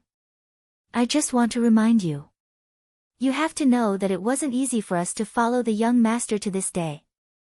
As long as we don't take the wrong path, there won't be a problem for us to live an extravagant life. And we have to know how to cherish it. Beta Persei said earnestly. He really had feelings for Yang Lu and didn't want him to make a big mistake because of this. Second brother, don't worry. I know what I'm doing. Yang Lu kept nodding and promising, but there was some hesitation in his eyes. It seemed like he wanted to say something, but he couldn't say it. Yang Lu was willing to admit his mistake. Not long after, Beta Persei left. In his opinion, this wasn't a big deal at all. Even if sixth brother was a little greedy, as long as it wasn't too much, with his identity as a servant of the Yang family, it wasn't a big deal. Perhaps Beta Persei was being emotional, or perhaps he was by Yang Qindong's side every day, so there were few things that could make things difficult for him. In short, he didn't take this matter seriously. However, just 3 days later, another batch of military supplies from Liaodu arrived in the first city, and there was a middle-aged man in civilian clothes escorting them. Beside the middle-aged man, there had been 4 well-trained men. If one looked carefully, they would find that their footsteps were uniform, and their movements were full of the aura of a soldier. In fact, they were indeed soldiers, but they didn't belong to the Cold Front series.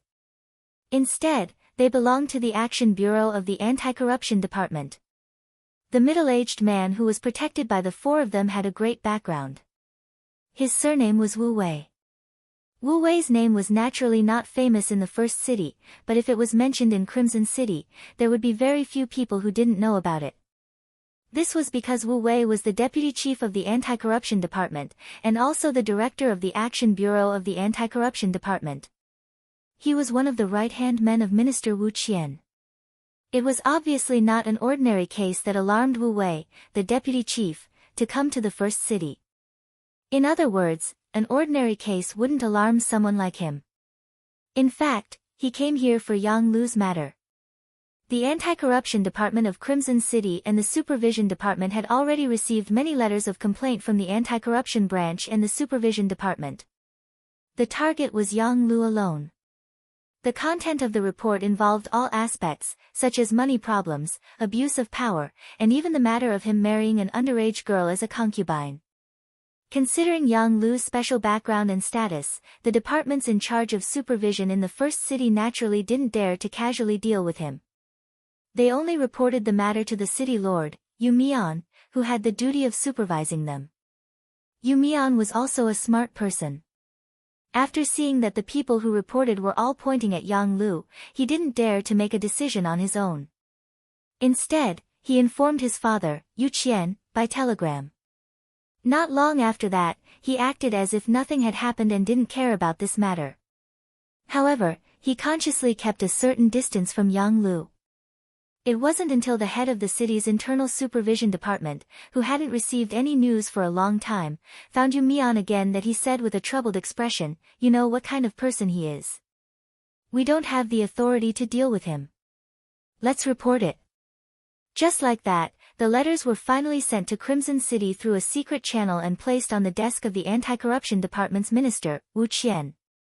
This person, who had once sent his concubine, assistant, and brother-in-law to the law in a fit of anger for the sake of his principles, naturally wouldn't turn a blind eye to these letters of complaint. He first communicated with the Minister of Supervision, Xin Yu, and finally decided to let the Anti-Corruption Department take the lead to investigate this case. If it weren't for the fact that Wu Qian had a lot of things to deal with in Crimson City and couldn't leave, he would have come to the first city himself. Since he couldn't come, he sent his general, Wu Wei, to come. In order to not alert the enemy and cause too much of an impact, Wu Qian made a shocking decision. He didn't inform the sixth young master before he had evidence. This would save everyone from having ugly expressions when they found out that it was a false accusation. Hence, Wu Wei came. Moreover, he came to the city quietly and inconspicuously. Thus, the investigation began. Yang Lu wasn't in vain. With his position, he had made a lot of friends in the past 2 years. He even had his own sources of information in the supervision department. He was quickly informed that someone was investigating him, but because the person who tipped him off was too low level, he couldn't get more information. However, just the fact that someone was investigating him was enough to make Yang Lu nervous. His first feeling was that some of the bad things he had done had been exposed, but then he denied it. Logically speaking, if that was the case, they could have detained him first and then investigated him. Wouldn't that be much more convenient? Once some people saw that he had lost power, there would probably be many people who would kick him when he was down. However, they didn't do that. Did this mean that the other party was only suspicious and was investigating in private? If that was the case, it was very likely that the young master didn't know about it. Otherwise, the young master could take away all the power in his hands with just a word. With doubts, Yang Lu took the initiative to look for Beta Persei and conducted various tests. The results proved that the young master didn't have any objections to him. At least, Beta Persei didn't hear anything from the young master. This made him feel relieved and angry at the same time. Who on earth dared to investigate him in private? Did they really think that he was made of clay? Chapter 956. In his courtyard, Yang Lu no longer hid the anger on his face and said angrily, "Someone, come here." "Master, what are your orders?" The butler, Yang Xing, appeared in time. "Send out some capable men to scare the other party." Yang Lu did not say it clearly, but Yang Xing understood. As Yang Lu's most trusted subordinate, Yang Xing was in charge of many things related to him. When he found out that someone was investigating his master, he proposed to teach the person a lesson. However, he held back because he did not know the person's background. Now that he was sure that it was not the sixth young master who was investigating him, Yang Lu did not want to hold back anymore. Yang Xing could not hold it in anymore. "Master, please wait for the good news." "I'll do it now." Wu Wei seemed to be a reckless man, but he was actually very careful when doing things. He knew what kind of movement this investigation would cause and what kind of influence it would bring if the news was leaked. Therefore, after entering the beginning city, he rented a small courtyard in a private house and worked independently. Other than the necessary documents and people, he never met other guests in private. Even the people in the same department did not know where he was. At the beginning of the first year, all of his actions were secret. Only some smart people found out about the existence of such an investigation through some things. However, as time passed, after more than 20 days since he arrived in the beginning city, his residence was finally found out. The news was provided by 4 members of the Action Bureau from the Anti-Corruption Department. They said that they found someone wandering around during the day and they were afraid that the location had been exposed. At this moment, Wu Wei had obtained a lot of evidence about Yang Lu's crimes. Initially, he thought that he should report to the 6th young master after gathering all the information. After all, they had secretly investigated the 6th young master's servant for such a long time. It was time for them to fight for the initiative. Wu Wei didn't expect that someone would come knocking on his door so soon. Looking at the slightly late sky, Wu Wei made a decision. He would do a surprise attack tonight and gather all the main problems. Tomorrow morning, he would send an invitation to pay a visit to the 6th young master. That night, the coal lamp in Wu Wei's room did not go off. In the middle of the night, a blood-stained dagger suddenly flew into Wu Wei's room and nailed itself on his desk. The commotion attracted the attention of the other 4 members who were also awake. 2 of them stood guard beside Wu Wei, and the other 2 rushed out to look for the murderer. In the room, Wu Wei looked at the sharp dagger that was about a foot away from him. His expression became complicated. "Chief, are you all right?" The 2 operatives from Crimson City were extremely nervous. Although Wu Wei was also the vice director of the Anti-Corruption Department, in the eyes of the people in the Operations Bureau, they preferred to call him director. "It's fine. They don't intend to take my life." Wu Wei shook his head. He had once participated in Leng Feng's assessment and passed with his skills. It was a pity that he was too old and was eventually rejected. That was how he got the chance to work in the Ministry of Supervision. Later on, when Chief Wu Qian set up the Anti-Corruption Department, he took a fancy to him and was entrusted with an important task.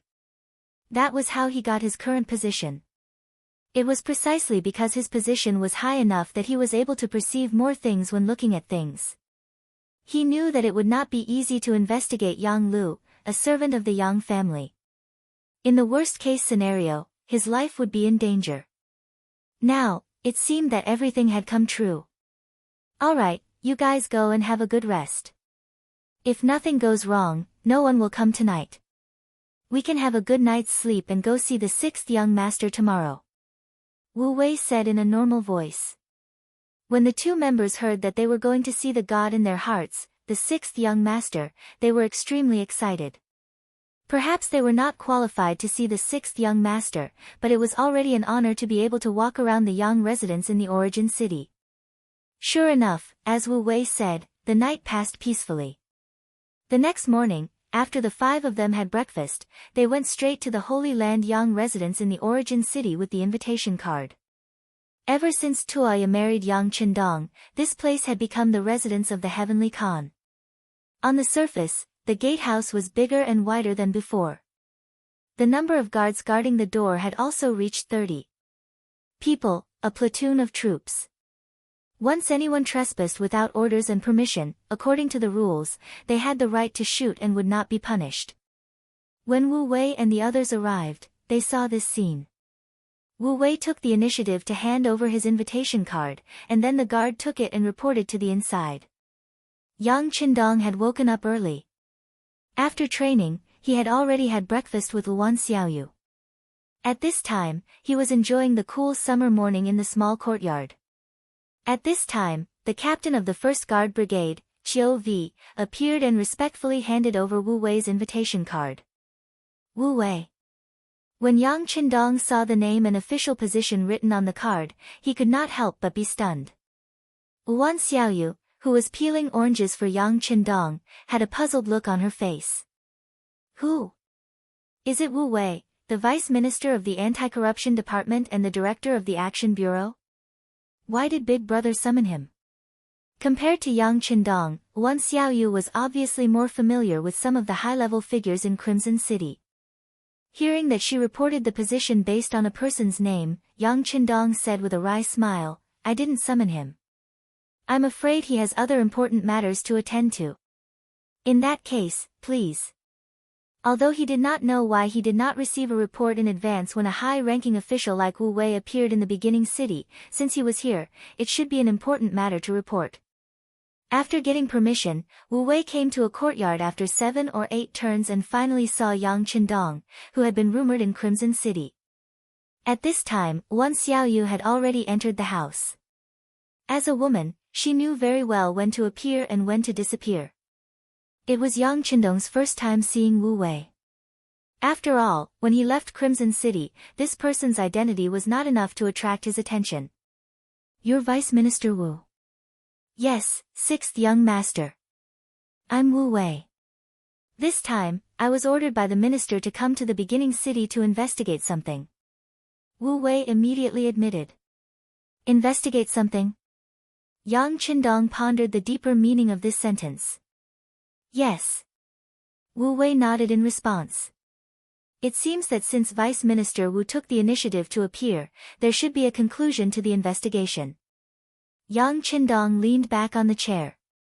No matter what the other party was investigating or what thoughts he had, since he appeared in front of him, it meant that there was a conclusion to the matter. He wanted to see what the anti-corruption department did in the beginning city without notifying him. He did not answer immediately. Instead, he took out a bloody dagger from his bag. Qiu Vi, who was beside him, saw this scene and shouted angrily, "Put the dagger down. What are you trying to do?" "Hey, Qiu Vi, don't be so agitated. Vice Minister Wu won't hurt me."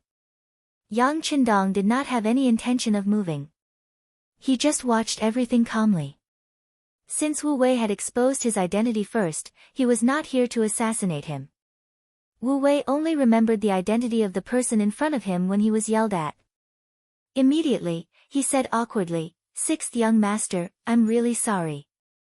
I forgot the rules." "It's okay. You can continue." Yang Qindong stretched out his hand and made a gesture of invitation.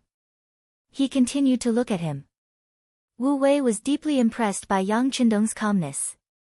However, he did not know that at least until now, there was no one who could be an enemy of the 6th young master. Even if Wu Wei had some skills, he would not be able to hurt him. Since that was the case, why should he be anxious? Wu Wei took down the bloody dagger and placed it on the stone table in front of him. Then, he took out a stack of documents and placed them on the stone table as well. He said, "6th young master, these are some reports about Yang Lu and the evidence of his crimes in the beginning city in the past 20 days. Originally, I wanted to sort them out before sending them over. However, last night, someone sent this dagger to my table. I didn't dare to wait any longer, so I came over early in the morning." "Servant Yang Lu?" Yang Qindong frowned slightly. His expression was extremely dignified. He reached out to touch the teacup and found that the tea was cold. Then, he said to Qiu Vi, "Get someone to change the tea in water." "Yes." Qiu Vi replied and turned to leave. After leaving the small courtyard, he reached out and called a confidant. After whispering a few words in his ear, he went to find new tea and water. In the small courtyard, instead of drinking tea, Yang Qindong switched to smoking. He opened a box of beautifully packaged Con of Heaven cigarettes and tossed one to Wu Wei. Then, he lit it up on his own. "You're saying that Yang Lu used this dagger to threaten you?" Yang Qindong finally spoke when only half of the cigarette was left. "There's no evidence to prove it." Wu Wei nodded, but his words were inconsistent with his actions. This already showed that Wu Wei had such suspicions. However, he did not dare to say anything without evidence. However, at such a critical juncture, someone had come forward to threaten him. Presumably, it had something to do with Yang Lu. Yang Qindong nodded. He admired Wu Wei for not saying anything without evidence. After all, once this matter was confirmed, no matter what Yang Lu had done in the past, just the fact that he threatened the investigation officer was enough to put him in serious trouble. There was no evidence to prove that Yang Lu was the one who threatened him. This only made Yang Qindong slightly gratified, but it did not mean that he was fine. The people from the anti-corruption department had been in the first city for more than 20 days, and they were only the vice chief. It was obviously impossible for them to make such a big scene without any evidence. Especially now that they appeared in front of him, it should be said that they had evidence. If that was the case, Yang Lu's crime would not be too small. Tell me, what's the result of the investigation? Yes, the sixth young master. Wu Wei, who had been waiting for this sentence, straightened his body and extinguished the unfinished cigarette in his hand. He sat upright and began to report one by one. The cause of this matter is that the anti-corruption branch of the First City's Supervision Department received a letter reporting Division Commander Yang. Considering his special identity, the letter was finally transferred to the headquarters in Crimson City. After the final investigation, it was found that during Division Commander Yang's time in the Logistics Department, he used his power to embezzle about 150,000 taels of silver in the form of kickbacks and dividends. In terms of his lifestyle, among the 12 concubines, 2 of them are under the age of 16. According to the rules set by the 6th young master, they're all underage. I believe Division Commander Yang is aware of this. Then, there's an additional violation of the law. Chapter 957. Not to mention the process of the report, just the final result of the embezzlement amounted to 150,000 taels of silver. Yang Qindong's frown deepened. He had once said that he would support the officials with a high salary. If one wanted to make money, then don't be an official. If one wanted to be an official, then don't think about making money. Otherwise, once the embezzlement reached 10,000 taels of silver, he would be beheaded without mercy. Looking at it this way, Yang Lu had already been beheaded 15 times. This made him feel disappointed and gave him a headache. As for the matter of marrying 12 concubines, there were girls who were not even 16 years old. It could only be regarded as a matter of style. In that era, it was relatively not worth mentioning. Yang Lu's residence. Beta Persei's sudden rush startled Yang Lu, who had just woken up. He instinctively thought that his threatening actions last night had been exposed. He knew very well that threatening an officer was a serious crime. No matter how scared he was, Yang Lu still pretended to be magnanimous and smiled. Second brother, why are you here so early? Have you had breakfast? Let's go together. Eat? You still know how to eat at this time? Don't you know what you've done? Beta Persei snatched the chopsticks from Yang Lu's hand and shouted angrily. Yang Lu's heart trembled when he thought that his threatening of the officer had been exposed. However, he still pretended to be unafraid and said, "What did I do? I didn't do anything. Are you still going to pretend like this at this time? Old Six, are you not going to cry until you see the hard way? To tell you the truth, the people investigating you have already gone to the young master. Do they dare to do this without evidence? I'm afraid it won't be long before they show up here. At that time, it will be too late for you to say or do anything." Yang Er saw that Yang Lu was still acting like a dead pig that wasn't afraid of boiling water. He couldn't help but angrily say. After Beta Persei revealed some information in his words, Yang Lu was no longer as calm as before.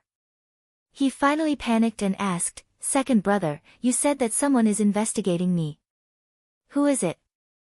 Wu Wei, Vice Minister of the Anti-Corruption Headquarters and Director of the Operations Bureau, Beta Persei told Yang Lu the answer given by Chiu V, someone from Crimson City.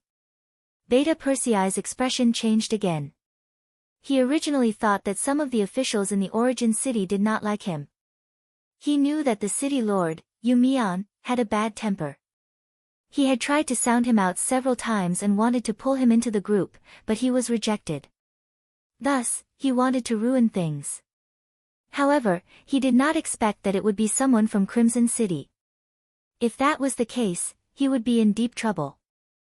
She remembered that the young master had said that he would give the people who worked for him a good life, but it was best that they did not touch a single silver coin. Otherwise, they would be stretching their hands indiscriminately. Those who stretched their hands indiscriminately would have to pay the price. If the amount of corruption exceeded 10,000 taels of silver, they would be beheaded. The cold sweat on her head could not help but flow down again. The so-called corruption limit of 10,000 taels of silver depended on where and who it was. Perhaps in the current southern Beiming dynasty, this number was not small. Even if one did not have a certain official position, they would not be able to embezzle this amount of silver. However, for Yang Xie, this was really nothing. Especially when placed in front of a logistics division commander like him, it was truly top-notch. Just a little bit of it would exceed this number. Furthermore, he had also forcefully suppressed himself and only managed to obtain a few 100,000 taels of silver while holding back. However, greed was like a poison. Once infected, it was very difficult to resist. Now, was it finally time for retribution? Even the young master knew that this matter would not be small. In front of the young master, who had a great dream to realize, anyone who wanted to block his path would not have a good ending. His expression changed. Everything that had happened seemed to be in his mind. Yang Lu suddenly grabbed Beta Persei's arm and said, second brother, this must be a misunderstanding. Someone is framing me. Second brother also knows about those people from Crimson City. They think that they have contributed greatly and do not put us in their eyes.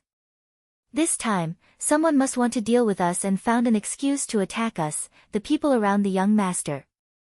Then, they will attack the credibility of the young master in everyone's hearts and then wait for an opportunity to replace him.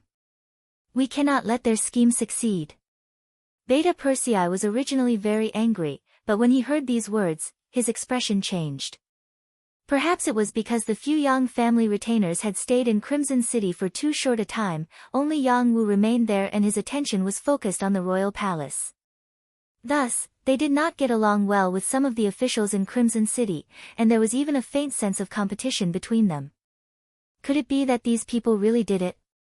On the surface, they were dealing with them, but in reality, they were attacking the reputation and influence of the young master? Beta Persei suddenly stopped talking. Yang Lu knew that he had reached the key point. He immediately continued, second brother, in short, no matter what happens, we brothers must be of one mind. Otherwise, if they attack me today, they will attack the other brothers in the future.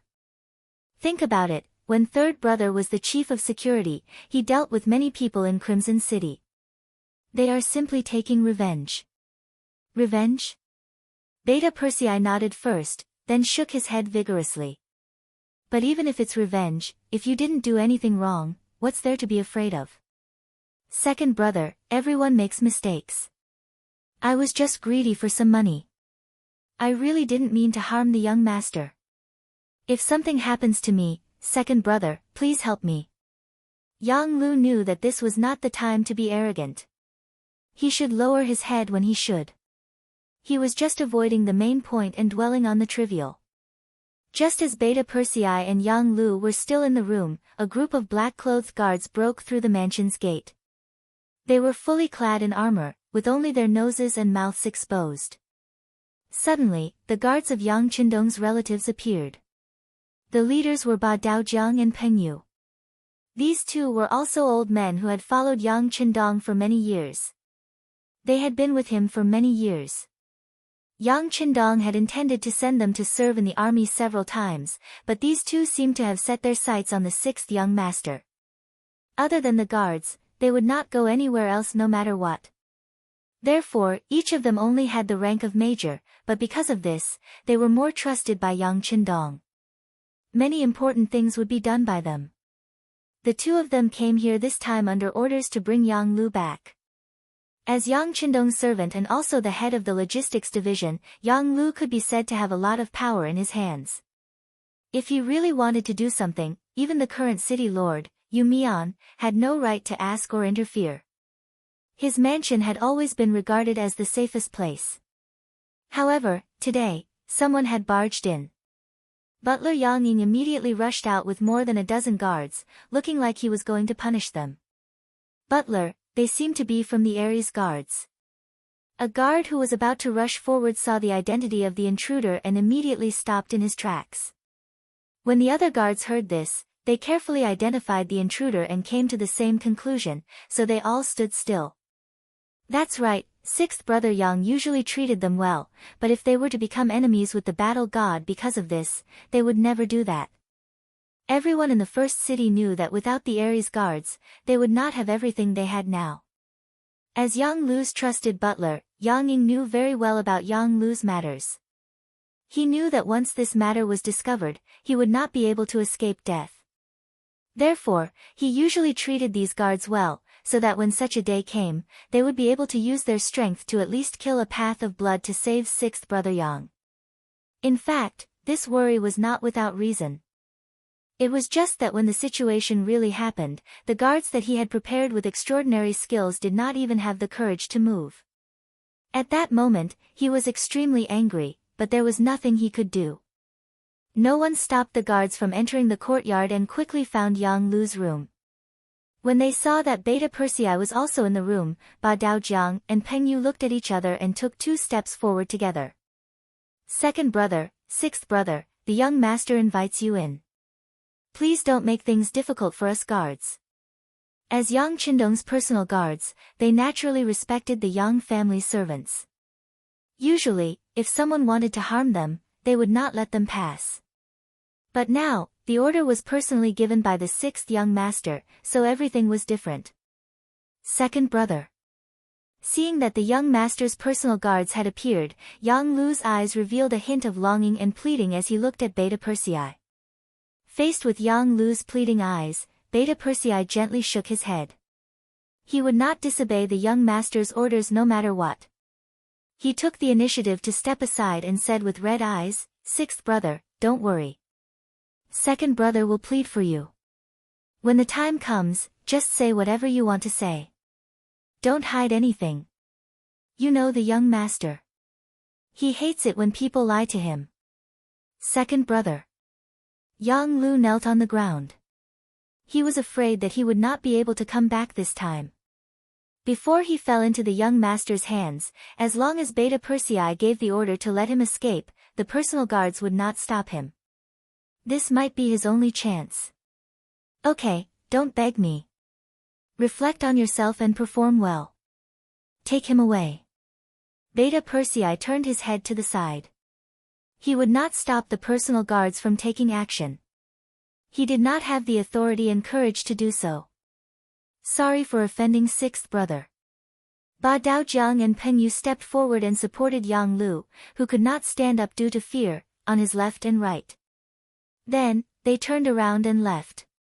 Soon, the housekeeper, Yang Ying, rushed into the room. Second brother, you must save our master. I know. Yang Er nodded with sorrow in his eyes. Although Yang Lu hadn't admitted to some things, he could already see that his brother had caused quite a lot of trouble this time. If they didn't try their best to plead for leniency, it would really be difficult for them to get through this ordeal. Chapter 958. In the courtyard of the Yang mansion. Wu Wei sat opposite Yang Qindong. He watched as the god master smoked half a box of cigarettes in a short time. He even saw the anxiety and anger in the god master's eyes. Judging others by one's own standards, the most trusted servant around him turned out to be a big pest during the anti-corruption campaign. Presumably, no one would be able to stand it. After an unknown period of time, Yang Qindong put out the cigarette that had just been lit in his hand. He looked at Wu Wei and said, I already know about this matter. I will give you a satisfactory answer. You can go and rest first. Yes, sixth young master. Wu Wei was a very bold person, but sometimes he was also very rash. Otherwise, he would not have been appointed and reinstated by Wu Qian. But no matter how bold or rash he was, he still had to look at who he was facing. Yang Qindong did not intend to suppress this matter. Instead, he decided to deal with it. This already satisfied Wu Wei. Wu Wei finally left, leaving Yang Qindong sitting alone at the stone table. He did not get up for a long time until Wan Xiaoyu appeared and handed him a cup of hot tea with a concerned expression. Yang Qindong reluctantly squeezed out a smile. It's windy outside. Let's go inside. Wan Xiaoyu accompanied Yang Qindong to the room in the inner courtyard, leaving his slightly lonely back. Yang Lu had been captured and locked up in a very secret place. Perhaps it was because of his special identity, but even Yang Er did not know where he was locked up. It was the captain of the second guard team, Dao Xiao, who was in charge of looking after him. He had received orders that unless Yang Qindong personally gave the order, no one was allowed to see him, let alone have any contact with him. Beta Persei knew that things were going to be bad. He immediately went to find Tiger's mane. He knew that the person closest to his servants was their tiger head. 3 days later, Yang Si, who was supervising the construction of North Desert City, changed several fast horses and rushed over regardless of day or night. After the three brothers met, they went to Yang Qindong's residence to plead with Yang Lu. In the same small courtyard, Yang Qindong and Luan Xiaoyu sat together. Other than Tiger's mane, Beta Persei, and Yang Si, there was no one else present. Young master, I wonder how serious sixth brother's crime is. After Tiger's mane became the commander of an army, his personality had become much more mature than before. When he opened his mouth, he went straight to the core of the problem. It's all here. Take a look for yourselves. Yang Qindong's expression did not change at all, as if he was talking about a very ordinary thing. He pointed to the documents on the stone table that were half the height of a person. After the three of them received permission, they all stretched out their hands and looked at the crimes that Wu Wei had committed. When they saw that Yang Lu had used his position and power to obtain at least 150,000 taels of silver for himself, and at the same time, he had married 12 women, 2 of whom were under the age of 16. Even though the 3 of them had prepared themselves for this, their faces were now filled with anger. Based on the things that Yang Lu had done, even if he was beheaded 10 times, it would not be wrong. But could they really behead him? After all, they were brothers.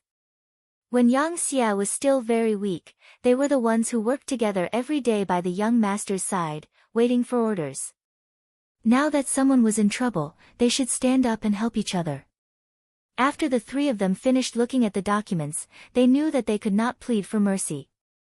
The 3 of them did the same action at the same time, and that was to kneel on the ground.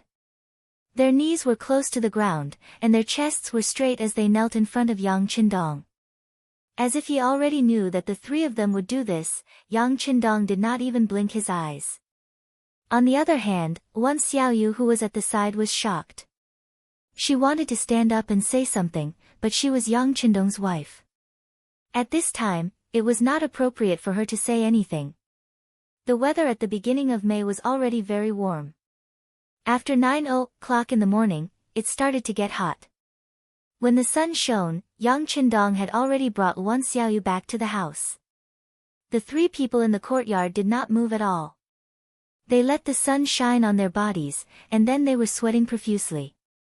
Time passed little by little. From morning until the moon came out at night, the 3 of them were still kneeling there without moving. Yang Qindong did not walk over to say a word. Some of the personal guards who were going in and out to do things also ignored them. It was as if they were not 3 people, but 3 blocks of wood or stone pillars. It was already late at night. Luan Xiaoyu, who was lying beside Yang Qindong, finally could not help but say, "Big brother, are we just going to let them kneel like this?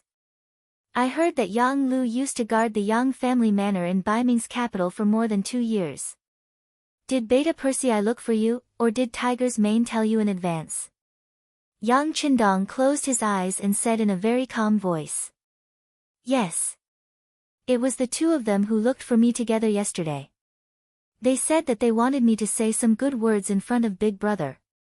Although Yang Lu is guilty, but for the sake of following me all these years, I still spare his life." Luan Xiaoyu quickly confessed. Now, she was also the head of Yang Xia's publicity department. She was also the leader of the 5-person team in the Red Nest City's self-inspection movement. If Luan Xiaoyu was a woman without any scheming, she would not be able to do these things. But as long as it was something that Yang Qindong wanted to know, she would never hide anything. This was because she knew very well that if it were not for Yang Qindong, she would just be an ordinary poor woman who could not be more ordinary. She would probably still be worried about her survival. Luan Xiaoyu's confession seemed to make Yang Qindong very happy. He opened his eyes and gently stroked Luan Xiaoyu's arm. There was finally a trace of emotion in his voice as he said, "Xiaoyu, do you know? A dike of 1,000 miles can be destroyed by an ant's nest. No matter how strong a force is, if the government is not allowed to pass and the officials are corrupt, then it will collapse very quickly. This is also why I asked you to carry out the self-inspection movement in Red Nest City. It's just a pity that human greed seems to have no limit. Those who possess will never complain about having too much and will always want to have more. Even if they have so much money that they can't spend it all, they still want to continue earning. When will this end? Don't they know that this is destroying their own foundation? Wan Xiaoyu could hear that Yang Qindong was a little angry when he said these words. She nodded continuously while gently patting Yang Qindong's chest. Big brother, let's not be angry. It's not worth it to hurt your body. Xiaoyu understands this principle. Many people understand this principle. That's right. There are people who understand and there are people who don't. That's why we have to investigate corruption. At the same time, we have to continuously raise the various benefits of the officials. It can be said that as long as you have the ability and are willing to put in effort, then the money you earn is enough to live a prosperous life. Moreover, it can guarantee a bright future. But now, how many people are satisfied? Even Yang Lu, the person by my side, has changed. He has become greedy beyond measure. You have to know that in the past, there were people who didn't know where their next meal would be. They helped me, and I gave them everything they have now. Why don't they know how to be satisfied? The more he said, the angrier he got. If Yang Lu lacked money, he could have asked him. Why did he have to accept bribes and use his power? Did he not know that there were many people watching his actions? Now that the matter had happened, it would not be easy for him to let go even if he wanted to. One had to know that it was his idea to vigorously promote the honesty of the officials. Now, he had to slap his own face. How painful would that be? If this matter were to spread, where would his credibility be? In the future, how many people would be convinced by his words? How many people would believe him? Big brother, don't be angry anymore. At worst, I will come out and save him. No matter what, Yang Lu is still your servant. Even if you want to deal with him, you have to have the final say. How can you do everything according to the law? Doing this will make some people admire your magnanimity, but at the same time, it will make some people bitterly disappointed.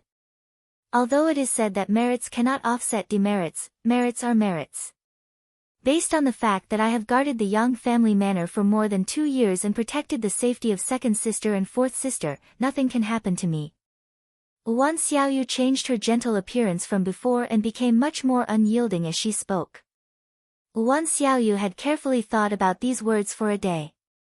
Yang Lu was guilty and there was nothing wrong with punishing him. But since he was her big brother's servant, the punishment naturally couldn't be done according to normal laws.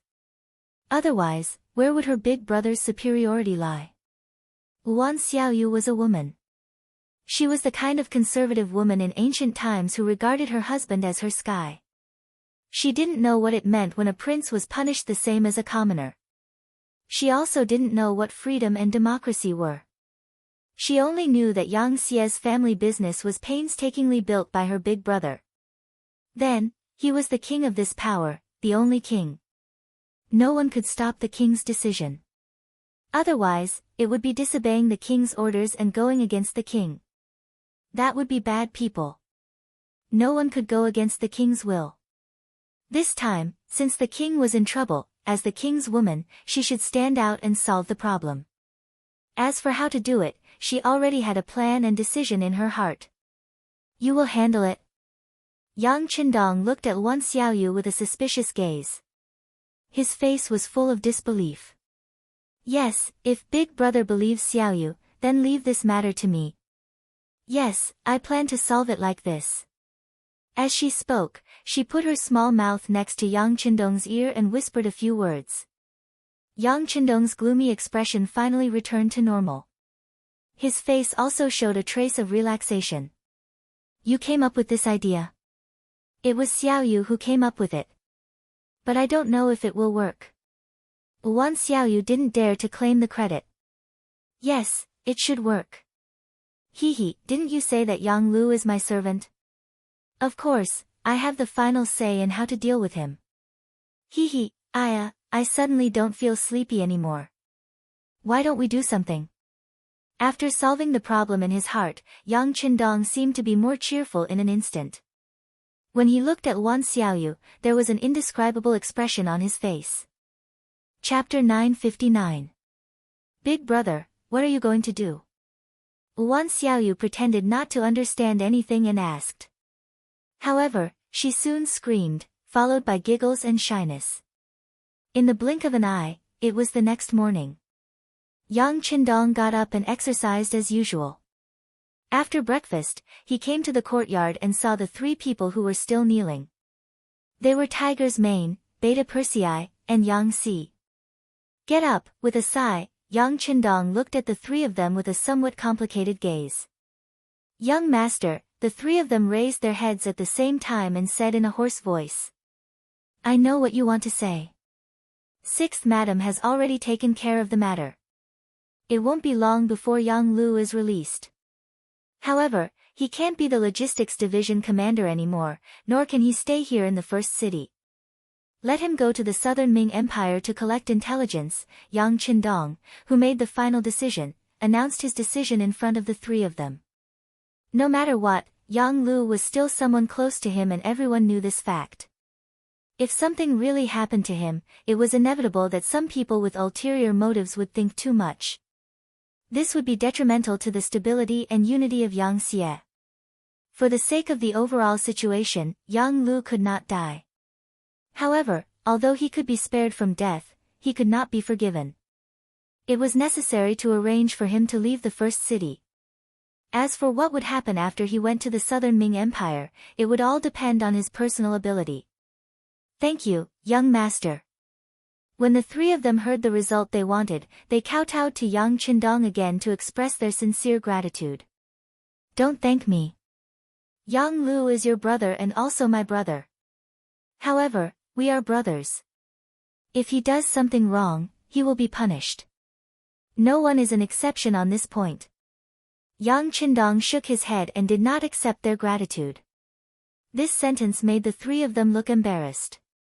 This time, Yang Lu was purely courting death. He could not blame others.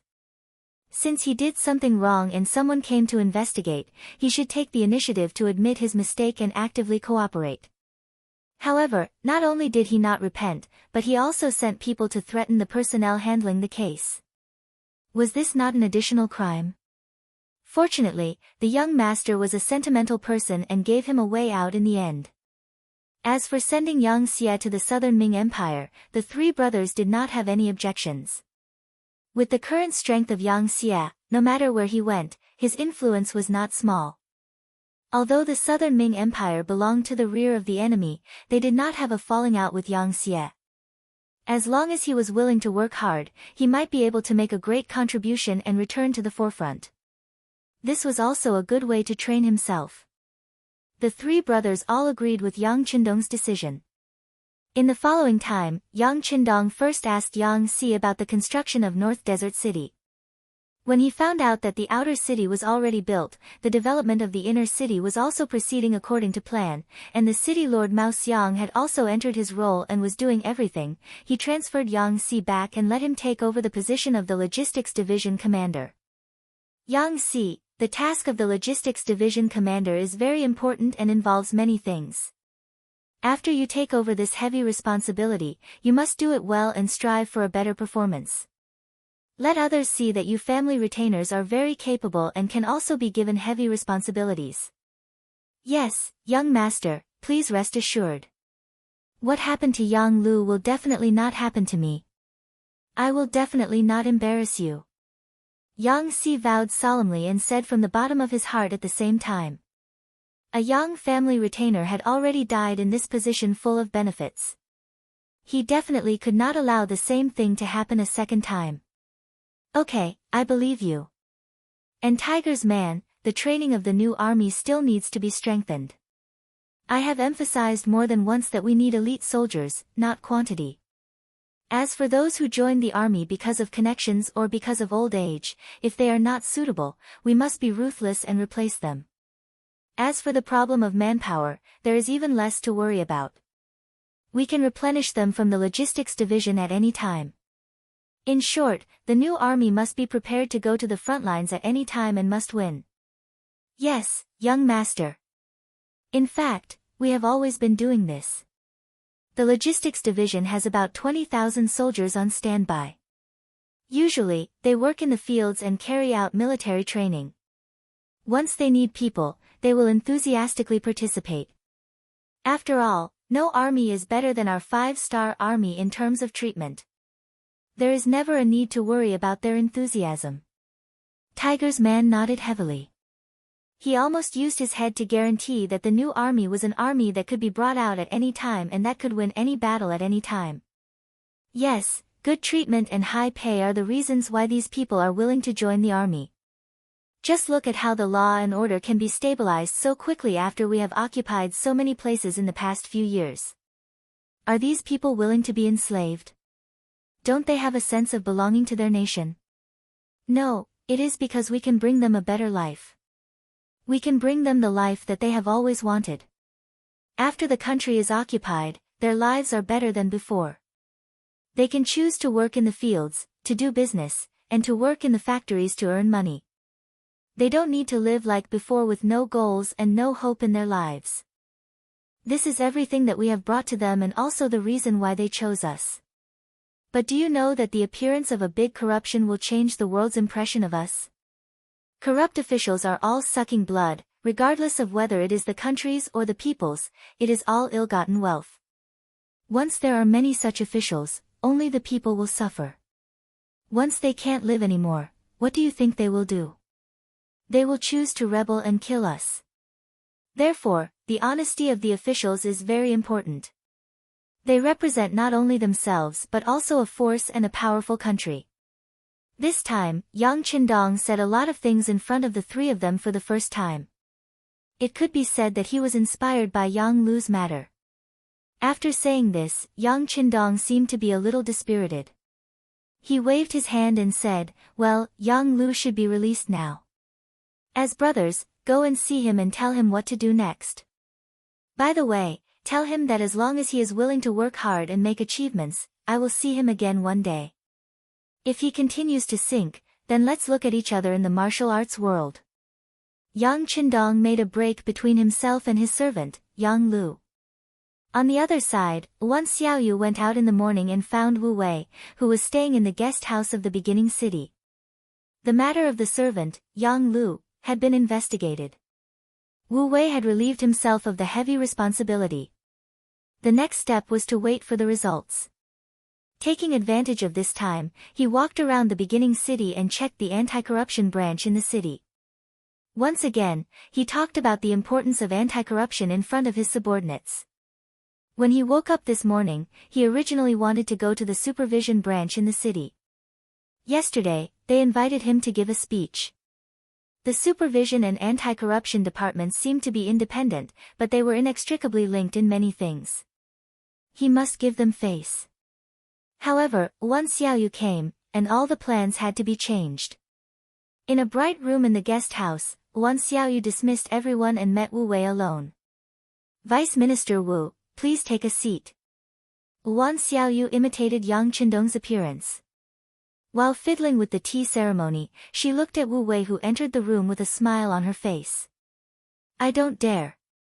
It's good to stand like this," Wu Wei said with some fear and trepidation. Although Wan Xiaoyu was more than enough to be his daughter in terms of age, she was the sixth madam. With this point, there was a difference in seniority. Wan Xiaoyu did not force him. She specially fiddled with the tea ceremony. After a while, cups of new tea were poured out. Then, she took out a cup and pushed it in front of Wu Wei, indicating that he could drink it. In the face of all this, Wu Wei expressed his gratitude and drank the tea in one gulp. However, as soon as the tea entered his mouth, he almost spat it out again. Everything was because of Wan Xiaoyu's next sentence. "Vice Minister Wu, this cup of tea is my apology." He knew that the tea was not good, but he did not expect it to be so bad. Wu Wei's face was very ugly for a while. However, Wan Xiaoyu did not look at him. She just continued to fiddle with the tea set and said, "You have worked hard on the matter of servant Yang Lu. I only knew about this matter last night. Hee, if I knew a little earlier, I'm afraid you wouldn't have to work so hard." "What does madam mean? I don't understand." Wu Wei felt that there was a hidden meaning in her words. He was puzzled. "In fact, it's nothing. Servant Yang Lu's work was arranged by me. Well, as you can see, the residence of the Yang family in the first city has just been renovated and expanded. The construction requires money. Now, there are many places where the finance of the first city needs to invest money. Naturally, it's not good to take money from them for private matters like this. So, I made the decision and asked the servant, Yang Lu, to get the money. That's why these things happened. I've made a fool of myself in front of Chief Wu." Wan Xiaoyu spoke softly as if she was talking about an extremely ordinary small matter. She was neither anxious nor slow. Wu Wei's body trembled when he heard these words. His eyes narrowed slightly at first, but they soon widened again. He knew that it was basically impossible to punish the servant of the sixth young master. When they came, Minister Wu Qian had said that the purpose of this visit was not to punish servant Yang Lu. In fact, no matter how sufficient the evidence was, if the sixth young master did not agree, it would be useless. Therefore, their task was not to punish anyone, but to find out the corruption. As for how to deal with the matter, the power had to be completely handed over. Now it seemed that the sixth young master wanted to protect someone. As for the words of the sixth madam, Wan Xiaoyu, it was just an excuse. No one would take it seriously. But no matter what, since she had given an explanation, it was equivalent to giving an explanation. The matter should be over now. Although Wu Wei was a little straightforward and was even very principled, it did not mean that he was brainless. The sixth madam had personally stood out. If he still said that he could not do it, not only would it be useless, but he was afraid that he would not be able to keep his position or even his brain. Chapter 960. Investigating the people around the sixth young master, regardless of whether there was anything going on or not, would not be a simple case. In fact, the political significance was greater than the practical significance. If the matter was not handled well, there would probably be people who would take the blame. This would be a kind of provocation to the sixth young master's authority. The sixth young master had contributed a lot to the Yang Xie faction's success today. It was an exaggeration to say that anyone could be missing from the entire force, but Yang Qindong could not be absent. Even now, his words still made sense. If something happened to such a person, it would not take long for the entire Yang Xie faction to fall into internal strife. Knowing this, they still dared to investigate the people around the sixth young master. It was not that the anti-corruption department and the supervision department wanted to cause internal strife, but it was their duty. They even had a kind of worry. If they did not investigate the sixth young master, would it make the sixth young master think that they had no principles and were incompetent? Therefore, this matter had to be investigated. However, how to investigate and to what extent were the difficulties? Fortunately, Wu Wei had a good grasp of the situation. The sixth young master already knew everything.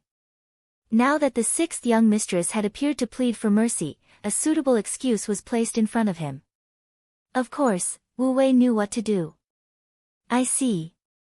Then I was too nosy.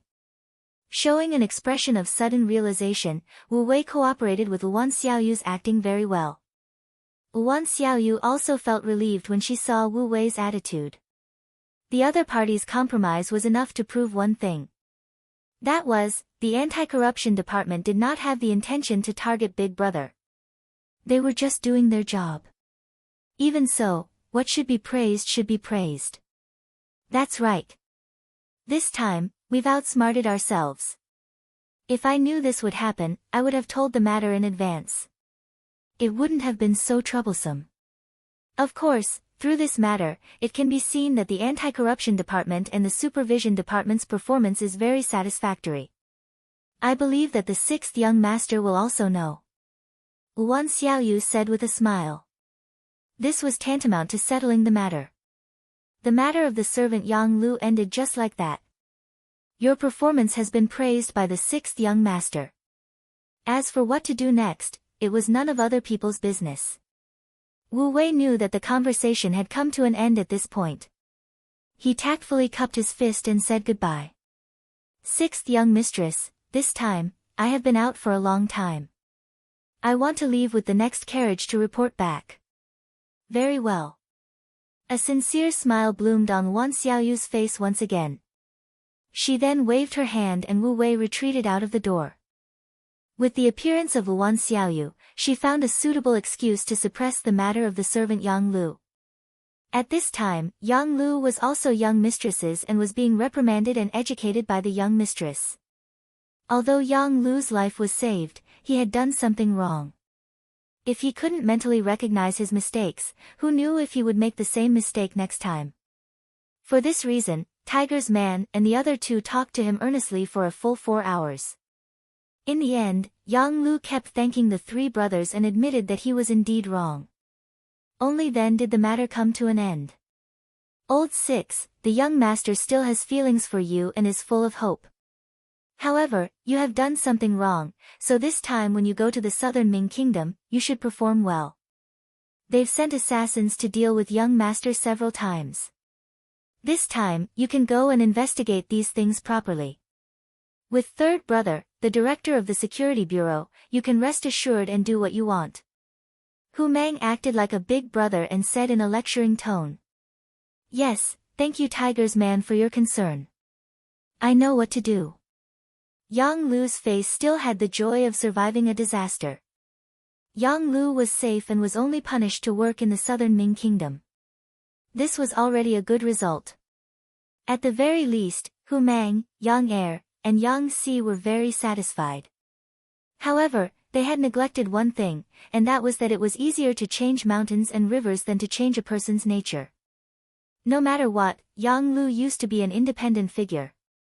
Since coming to the first city for 2 years, no matter where he was the one teaching others a lesson.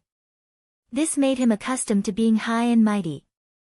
This time, he was taught a lesson by others, even if it was his three brothers. However, it was impossible to say that he was not angry at all. Yang Lu, who was angry, returned to his courtyard and saw the loyal butler, Yang Ying. After seeing that his master was safe and sound, he knelt on the ground and said excitedly, "Master, you're back. Are you okay?" "Kind of. However, I can't stay here anymore. The young master arranged for me to go to the southern Ming kingdom to collect intelligence." Yang Lu said with a hint of unhappiness in his tone. "Go to the southern Ming kingdom? Why? That's the enemy's rear and it's dangerous. Could it be that the sixth young master wants to use this opportunity to punish you? By the way, master, did the sixth young master tell you this?" Yang Ying was nearly 50 years old, so he naturally had more thoughts when he encountered things. "No. From the beginning to the end, young master has never seen me." Yang Lu shook his head sadly when he said this. Although he was a little afraid of seeing the young master, he still wanted to see him, even if it was just to scold him to vent his anger. "No wonder he hasn't seen you. It seems that the sixth young master really wants to abandon you this time." Yang Ying seemed to be emotional, but there was more or less a hidden meaning in his words. However, no one knew that Yang Ying, who had been following Yang Lu in the capital of Baiming, was actually a spy for Baiming, directly under the command of Chief Eunuch Jining. No one knew of this relationship except the two of them. If there was a problem, he would report it directly and would not let anyone else know. This made it so that not even the security bureau could discover Yang Ying's identity. He had been lurking at Yang Lu's side precisely so that he could one day instigate a rebellion and use him. In order to achieve this goal, Yang Ying had gone to great lengths to not show any signs of abnormality, so Yang Lu had never been on guard against him. One could even say that Yang Lu's greed had become a habit under Yang Ying's influence. If Yang Lu had always been at the peak of his life, Yang Ying's persuasion would have been pointless, and he might even have exposed his own identity. But now, Yang Lu had fallen to the lowest point of his life, and Yang Ying knew that his chance had appeared. As long as he put his mind to it, instigating a rebellion was just a matter of time. What abandon? Don't speak nonsense. Yang Lu's eyes suddenly widened, and then he hurriedly looked around. When he was sure that no one was paying attention to him, he breathed a sigh of relief. Then, a trace of unhappiness appeared on his face as he said, "All right, pack up. We're leaving for the Southern Ming Empire." "Yes, master." Yang Ying nodded in agreement and led a group of servants to make preparations. Without anyone else, Yang Lu's eyes were not as calm as they appeared. Yang Ying's words were still echoing in his ears, and he could not help but wonder if the young master had really given up on him. 1455 AD. For the Yangxia faction, it was a relatively peaceful year. They rapidly developed their economy, distributed farmland, established businesses, and built factories and schools within their sphere of influence. They were responsible for reforming the hearts of the people and laying down a foundation. Everything was in preparation for the next campaign. In contrast, Baiming and the Southern Ming Empire, which had been quiet for 6 years, were extremely busy. The Southern Ming Emperor, Zhu Qizhen, was busy attacking the self-proclaimed Little Southern Ming Emperor, Zhu Huichen's faction with Yunnan's Xiping Wang. They had already achieved some results and had established a certain advantage on the battlefield. Baiming's substitute emperor, Zhu Qiyu, sent out 2 armies of 400,000 to attack the Wala Yeshan's faction. They had also achieved some progress, especially the Xian Mansion's army, Shi Wanshan's faction. From Tulu City, they went all the way down to the Yellow River. Using the advantage of guns and cannons, they took down Jingzhou. They killed more than 5,000 enemies and captured close to 10,000 enemies. Shi Wanshan's achievement had stimulated the Datong army's Yang Hong. Similarly, in order to gain merit, he also led his army into Hetao, wanting to have a decisive battle with the Wala leader, Yes Hen. They crossed the Helan Mountains and surrounded disordered Well City, preparing to use this method to lure the Wala's main force out. The plan was very good, and they had indeed surrounded disordered Well City. When the news reached Baiming's capital, the substitute emperor, Zhu Qiyu, was extremely excited. In his view, as long as he could defeat the Wala's Yes Hen, it would be enough to prove that he was stronger than his brother. This was because Ingzong had lost to Yes Hen in the Tumu fortress. If not for the Duke of Loyalty's timely intervention, he might not have survived. Thinking about the Duke of Loyalty, Zhu Qiyu could not help but feel angry. This Yang Qindong, who had the title of Duke of Great Ming, was actually a person with the ambition of a wolf. Sooner or later, he would become a huge problem for him. Although both sides were cooperating now, it was only because of the situation. He had already thought it through. Once he defeated Yes Hen and conquered Southern Ming, it would be time for him to make a move on the Duke of Loyalty. He believed that under the power of the entire country, the Duke of Loyalty who only occupied some remote territories would not be his opponent. Looking ahead, in order to commend the contributions of Shi Wanshan and Yang Hong, he took out 200,000 taels of silver from the already stretched state treasury to reward the 3 armies. He wanted to use the silver to motivate his soldiers, so that they would be more courageous in future battles. Zhu Qiyu's idea was good, but he underestimated the greed of his subordinates. Whether it was the landowning households or the eunuch households, especially the latter, they did not have many relatives in the world. In their eyes, all kinship and feelings were not reliable, only money was real. Once the 200,000 taels of silver were taken out,